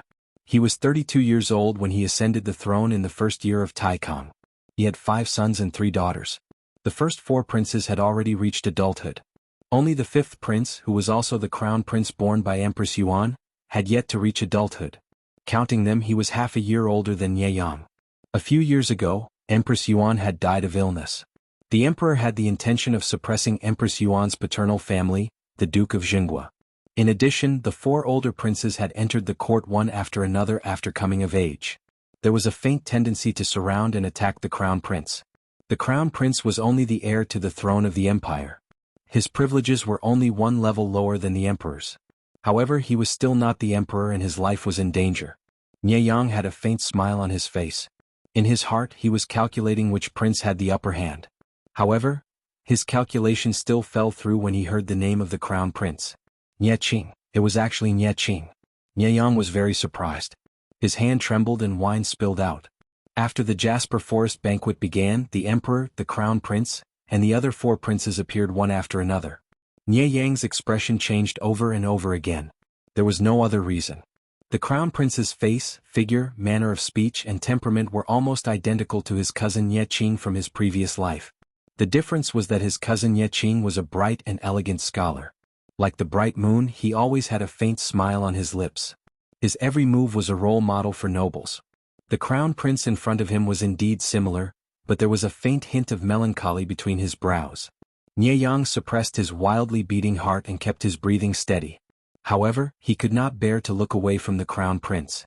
Why were they so similar? Could it be that the crown prince was the reincarnation of his cousin Nie Qing? That was also possible. Nie Qing was born rich and did not do evil.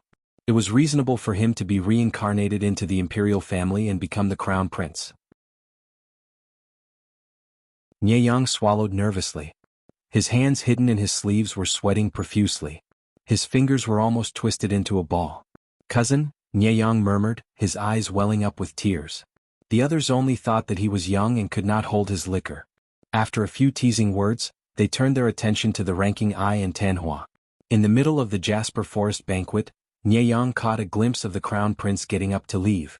He found an excuse to follow but was blocked by someone. "Why is the top scholar here?" The crown prince revealed a suspicious look, but the vigilance in his eyes made Nie Yang instantly sober. He was not Nie Qing. No, it should be said that he was not the Nie Qing he knew. Nie Yang's heart raced, but he showed an embarrassed expression. He lowered his head and said in a low voice, I can't hold my liquor. I drank a little too much just now, but I couldn't find a place to change, so I couldn't ask, so, Your Highness, please forgive me for my lack of manners." The crown prince's expression eased. This was also Nie Yang's fault for looking so harmless that people could not raise their guard. Perhaps it was an ill-fated fate, but Nie Yang looked exactly the same in this life as in his previous life. He naturally knew how to show his harmless side. The crown prince's expression eased after hearing this, and he called for a palace maid to lead the way for Nie Yang. As Nie Yang watched him leave, an indescribable feeling welled up in his heart. He owed so much in his previous life, could he pay it all back in this life? After the Jasper Forest banquet, Nie Yang was appointed to the Hanlin Academy as a secondary class 6th rank. He was in charge of the nation's history, compiling records and recording the emperor's words and deeds. Simply put, he was a secretary. This position was considered a high starting point for Nie Yang, who had a poor background. If he did not work hard, he would probably squat in this position for the rest of his life. If he did well and won the emperor's favor, then the role and power of this position would not be small. In fact, there were records of top scholars in the past who were secondary class 6th rank for their entire lives. The imperial examinations were just a ticket. After entering this officialdom, how high one could climb in the end depended on one's own ability. Nie Yang smiled and narrowed his eyes, not worried about his future at all. Even though Nie Qing said his temperament was not good, he had to admit that only people with this kind of temperament could do well in the officialdom. In comparison, he was more concerned about the crown prince. Nie Qing, Nie Yang murmured, a trace of determination flashing in his eyes. Regardless of whether this crown prince was the reincarnation of his cousin, he had to help him ascend to the throne. This way, perhaps they would not owe each other anything. Nie Yang's temperament was born for officialdom. In other words, he was born for this bowl of rice. In just half a year, he had seen through the emperor's thoughts and became a trusted official of the emperor. His future was limitless. The nobles in the court tried to rope in this new noble, and the 4 adult princes also tried to extend an olive branch to him. Nie Yang did not refuse, nor did he give a definite answer. He obediently did his job. Because he had become a Hanlin Academy scholar, Nie Yang and the crown prince had more opportunities to meet. Because they were close in age, they had more topics to talk about than others, and they could occasionally talk. After some contact, Nie Yang had a deeper understanding of the crown prince's position. In short, it was not optimistic. Empress Yuan was dead, his mother's family was continuously suppressed, the 4 older royal brothers were pressuring him step by step, and the emperor's attitude towards the crown prince was becoming more and more ambiguous. In such a situation where he was besieged on all sides, not to mention this crown prince, anyone else would be forced to become irritable. Nie Yang waited for the crown prince to recruit him, but after waiting for half a year, the crown prince did not even let out a fart. He really could not wait any longer, so Nie Yang took the initiative to attack, hinting that there was a problem with Nie Qing's camp. The crown prince was dazed for a moment, then smiled warmly. I heard that Zhongyi had refused 4 royal brothers in succession. This solitude was curious and guessed that Zhongyi had other plans, such as wholeheartedly loyal to imperial father. I did not expect that Zhongyi would like this solitude. This solitude's current situation will disappoint you. The crown prince was the heir to the throne and was outstanding in all aspects. In Nie Yang's view, he was no different from his own cousin. If not for the surrounding scene reminding him, he would have thought that the 2 of them had returned to their previous life. Nie Yang's heart moved slightly. He had not thought that the crown prince would be so clear about his situation. Since it was so, why didn't he think of a way to save himself? In Nie Yang's view, the crown prince's recent attitude was somewhat passive. Your Highness's words are incorrect. You are the crown prince, the legitimate son of Empress Yuan, the heir to the throne, the rightful successor. Nie Yang said word by word, as long as your Highness is patient and wholeheartedly serves the emperor, father, the court, and the people, how can the 4 princes surpass you? This was not passive resistance, this was called not changing, not fighting was fighting. Nie Qing's heart surged with waves of warmth, his eyes filled with rare sincerity. Grand Tutor, Grandfather and the others also said similar things, but at that time, this solitude felt distraught and did not listen. When Zhongyi said these words, this solitude had a different experience. When the crown prince met his gaze, he felt an indescribable sense of familiarity. He had not been in frequent contact with this Hanlin Academy cultivator, but he unconsciously trusted the other, as if they were old friends from a previous life. If your Highness pays attention to the fight for the throne, you will be at a disadvantage. Nie Yang said, you are the heir to the throne, this is what you were born with, why do you need to fight endlessly with the princes? There is no harm in looking at the world, the people's livelihood, this is the breadth of mind of an emperor. This subject thinks. His Majesty may be using this to train you. The foreign forces are powerful, they can help your Highness now, but in the future they will be a hindrance. The crown prince's brows furrowed, showing some anger. Nie Yang, do you know what you are saying? Sowing discord between him and his mother's family? Nie Yang said, I know very well. The crown prince said, then you still dare to say it? Nie Yang said, there are some things that I know should not be said, but I still have to say them. This subject serves the emperor wholeheartedly, you are the legitimate heir, naturally I have to plan for you. The crown prince choked, but he could not deny that Nie Yang's words swept away the anxiety of recent years, calming his heart. I don't know why. The crown prince looked deeply at Nie Qing. This solitude has a feeling that you seem to be looking at someone. Nie Yang's smile became more difficult and he said awkwardly, This subject will say something offensive. This subject has a cousin, he is also called Qin. Last year at the Jasper Forest banquet, this subject heard your highness's name and couldn't help it. Thus, this subject feels especially close to your highness. Please forgive me, your highness. The crown prince did not expect this reason, and raised a hand to help Nie Yang, who was bowing in apology, up. It's not a big deal, the crown prince said. Where is your cousin now? Nie Yang said, this subject made a mistake and my cousin unfortunately died young. Before he died, he said to this subject, our friendship is severed, and we will not meet again on the road to the Yellow Springs. The crown prince was not angry at being offended, but rather curious what Nie Yang had done to make his cousin say such harsh words. No, it is not my cousin's fault. Although this subject has a clear conscience to my cousin, this is indeed an unforgivable crime. Zhongyi is like a woman crying just like that? Probably because the matter had been explained, the crown prince's attitude towards Nie Yang became much gentler. Nie Yang was shocked to find that he had unknowingly shed tears, and he immediately felt somewhat embarrassed. Actually, I will not hide it from Zhongyi. When this solitude first saw Zhongyi, there was a faint sense of familiarity. When Nie Yang heard this, his eyes widened in shock. Regardless of whether this crown prince was speaking the truth or not, Nie Yang decided to bet all his chips on him. As the emperor grew older, the fight for the throne became more and more serious, and Nie Yang took advantage of this demonic wind to soar. His official career was smooth, and the speed of his promotion was as fast as a rocket. At a young age, he sat in the position of Yuanfu, the head of the civil officials. Although his relationship with the crown prince was good, it was limited to a personal relationship. When it came to politics, they still fought. The civil and military officials were confused by this. The crown prince's presence was still very low, and his position seemed to be on the verge of collapse, but the old emperor did not show any intention of removing him. He was not anxious, but the four older princes were. Nie Yang smiled coldly as he watched on. He had secretly schemed, causing the first prince who had military power to repeatedly make stupid moves. Framing, well, it could not be said to be framing. The first prince did have the intention of forcing the emperor to abdicate, but Nie Yang had just materialized his thoughts and put them into practice. When the second prince supervised the imperial examinations, Nie Yang had exposed a huge case of cheating in the examination that year, and successfully removed him from the imperial examinations. The third prince was the son of the imperial concubine, so he had some influence in the imperial harem and the court. Nie Yang had started with the imperial concubine's mother's family.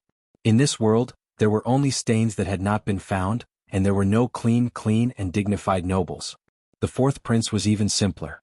Nie Yang himself was an Oscar winner, so how could he not see that the fourth prince, who seemed uncompetitive, was actually very scheming? Nie Yang would not be merciful to his own kind. In just a few years he had defeated all the princes. He had eliminated his political enemies at the front, and the crown prince, Nie Qin, had taken care of things for him from behind, so that the old emperor would not find out. After 2 years, the old emperor abdicated as the crown prince. The court was shaken and Nie Yang was stunned. On the eve of his ascension to the throne, the old emperor had looked at him meaningfully, but the crown prince had asked Nie Yang if he had any plans for the future. Nie Yang thought for a long time. First, I will be a powerful official. Second, I will block my cousin on the road to the Yellow Springs.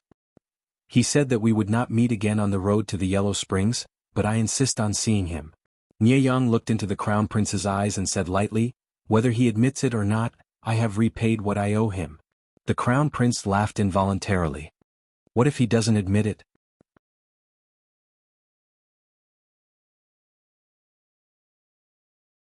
Chapter 1660. Lu Zheng might have known what Shui was thinking. However, what could he do even if he knew? Lu Zheng was a hot-tempered and arrogant man. He would not lower his bottom line just to please Shui, even if Shui was his lord. It wasn't that he didn't know why his relationship with Shui had become so stiff, and it wasn't that he didn't have a way to fix it. The reason why he hadn't taken any action was because he knew very well that the crux of the problem between him and Shui was that they had different ideals. There was no solution to this problem. Unless Shui was fundamentally changed or LV Zheng abandoned himself, he and Shui were destined to walk in opposite directions. For many people, in order to climb up, they could give up anything. Lu Zheng also wanted to stand out, but if the price was his bottom line, he would not agree. Thus, the current situation was more or less because Lu Zheng had no choice but to go with the flow. No matter how much Lu Zheng cursed his lord in his mind, he still had to do what he had to do. Ever since Shui had brought troops to support the front line, the expansion speed of Jiang Pingji's troops had been greatly curbed. After half a month of small-scale confrontations, the troops of both sides were in a stalemate. They were like fire and water, and it looked like an ultimate war was about to break out. "Foster father, how could Lord Shui treat you like this?" Kang Shintong was like a trapped beast pacing back and forth in the tent. She stomped her feet twice as if she was venting her anger, her eyes wide open. "Have you finished reciting today's copy of the Analects of Confucius? What are you angry about?" Lu Jing had lost a lot of weight these days. There were piles of bamboo slips and official documents on his desk. He rarely had the time to look up at his indignant adopted daughter. He put down his brush, rubbed his wrist and sighed. "Sit down. Don't walk back and forth in the tent. You're making foster father dizzy. Don't be angry, your little mouth is so angry that you can hang a wine cup on it." How could Kang Shintong endure this? She had been staying in Lu Zhang's tent for the past few days. Even if she were to leave, she would bring guards with her to protect herself. "Come here and help me tidy up these bamboo slips. Sort them out and tidy them up." Lu Zhang waved at Kang Shintong, trying to persuade his adopted daughter not to get angry so easily. There was really no need to be calculative with Shui.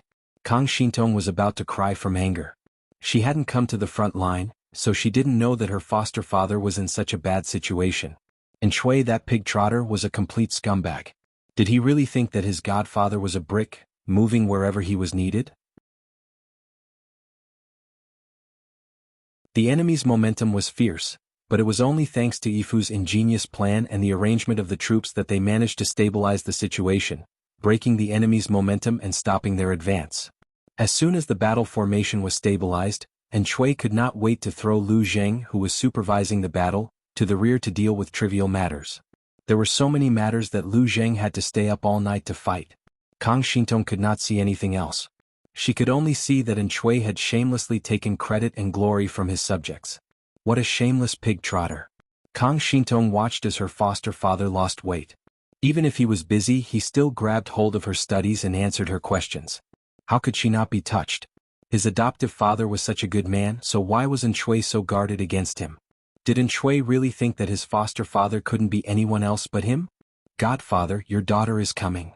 Kang Shintong was about to say something, but she forcefully held back her words and obediently helped Lu Jing share his burden.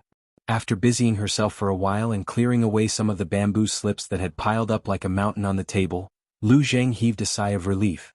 He had the time to discipline his foster daughter. "This is a military camp, and there are openings in all directions. Remember to be careful with your words and actions, lest the Lord hears what you shouldn't say." Lu Zhang lectured his foster daughter with a stern expression. Kang Shintong hung her head dejectedly and obediently complied.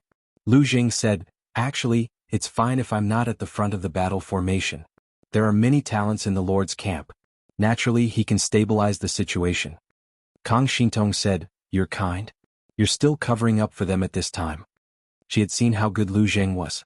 In her heart, apart from her idol Jiang Pingji, Lu Zhang was the best. The outcome of the battle isn't something that can be decided by one person. At most, I've prevented them from being schemed against by the enemy, but you can't say that this is all my credit. Speaking up to this point, Lu Zhang paused and added, "Moreover, Lu Shi has yet to appear at the front of the battle formation." Kang Shintong's gaze was filled with doubt. This fellow Lu Shi.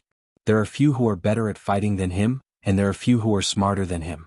Based on his past experiences, wherever there's a war to fight, he'll be there. Lu Zhang muttered, "Looking at the enemies everywhere, Zhongzhou has basically been defeated. Other than the Lord's Nanxing, he has no other battlefield to join in the fun. The two armies have been at war for more than a month, but there's no trace of him in the various battlefields. It's really strange. In the past, Jiang Pingji was too active. Now that she was suddenly as quiet as a chicken, Lu Zhang felt uneasy." "Foster father, you mean?" Kang Shintong thought that her foster father would say something groundbreaking, but unexpectedly, either he's injured or he's pregnant. However, it's not the first time that Lu Shi has pretended to be sick to deceive people. He's so good at fighting, so it's ridiculous that he's injured or sick. On the contrary, the probability of him being pregnant is higher. Otherwise, I really can't think of why he hasn't appeared at the front of the battle formation. Kang Shintong was speechless. A normal lord wouldn't run to the front to fight with the enemy, right? Besides, Why is the probability of him being pregnant higher than being injured? Can't he not appear at the front because he wants to be a good lord? Perhaps there's another plot? For example, to divert attention and sneak attack our army after deceiving everyone? Lu Zheng couldn't help but roll his eyes. The terrain here is open and flat. If there's a sneak attack, his tracks will be exposed before he even gets close. He'll become a hedgehog. No matter what, Lu Zheng was from Langyi Academy. He was one of Master Yuanjing's disciples. His foundation was solid, and his knowledge of setting up a camp was perfect. When he chose to set up camp here, he naturally considered the possibility of the enemy launching a sneak attack. Kang Xintong responded with an "oh," and faintly heard Lu Zheng muttering in a low voice. "Something's wrong? How can he be peaceful?" Kang Xintong said, "Foster father, I have something to say, but I don't know if I should say it." "If you don't want to say it, then don't." Lu Zheng imitated Jiang Pingji's words. Seeing Kang Xintong's face turn red and her anxious and flustered appearance, he couldn't help but curse Jiang Pingji for leading him astray. He changed his words and said, "I'm just teasing you. Just say what you want to say. Don't hide it." Kang Xintong took a deep breath. "Foster father, since you're close to the Duke of Lanting, and Lord Shui treats you so poorly, why do you have to do this? Why don't you make use of our friendship as classmates and make contributions? No matter what, the Duke of Lanting will think highly of you." Lu Zheng's face turned cold, but he didn't get angry and he didn't reprimand her. He just said with a cold face, "Compared to Fang Ji, you seem more like a lobbyist sent by Lu Shi. Whose foster daughter are you?" You're tuning in to the Han Li's Wuxia Chronicles YouTube channel. We're so grateful for your support, and don't forget to subscribe to join us on this incredible journey through captivating stories. Your generosity through donations truly makes a world of difference, as it's the primary source of revenue that allows me to expand and enhance this channel for you. Thank you from the bottom of my heart for being a part of this adventure.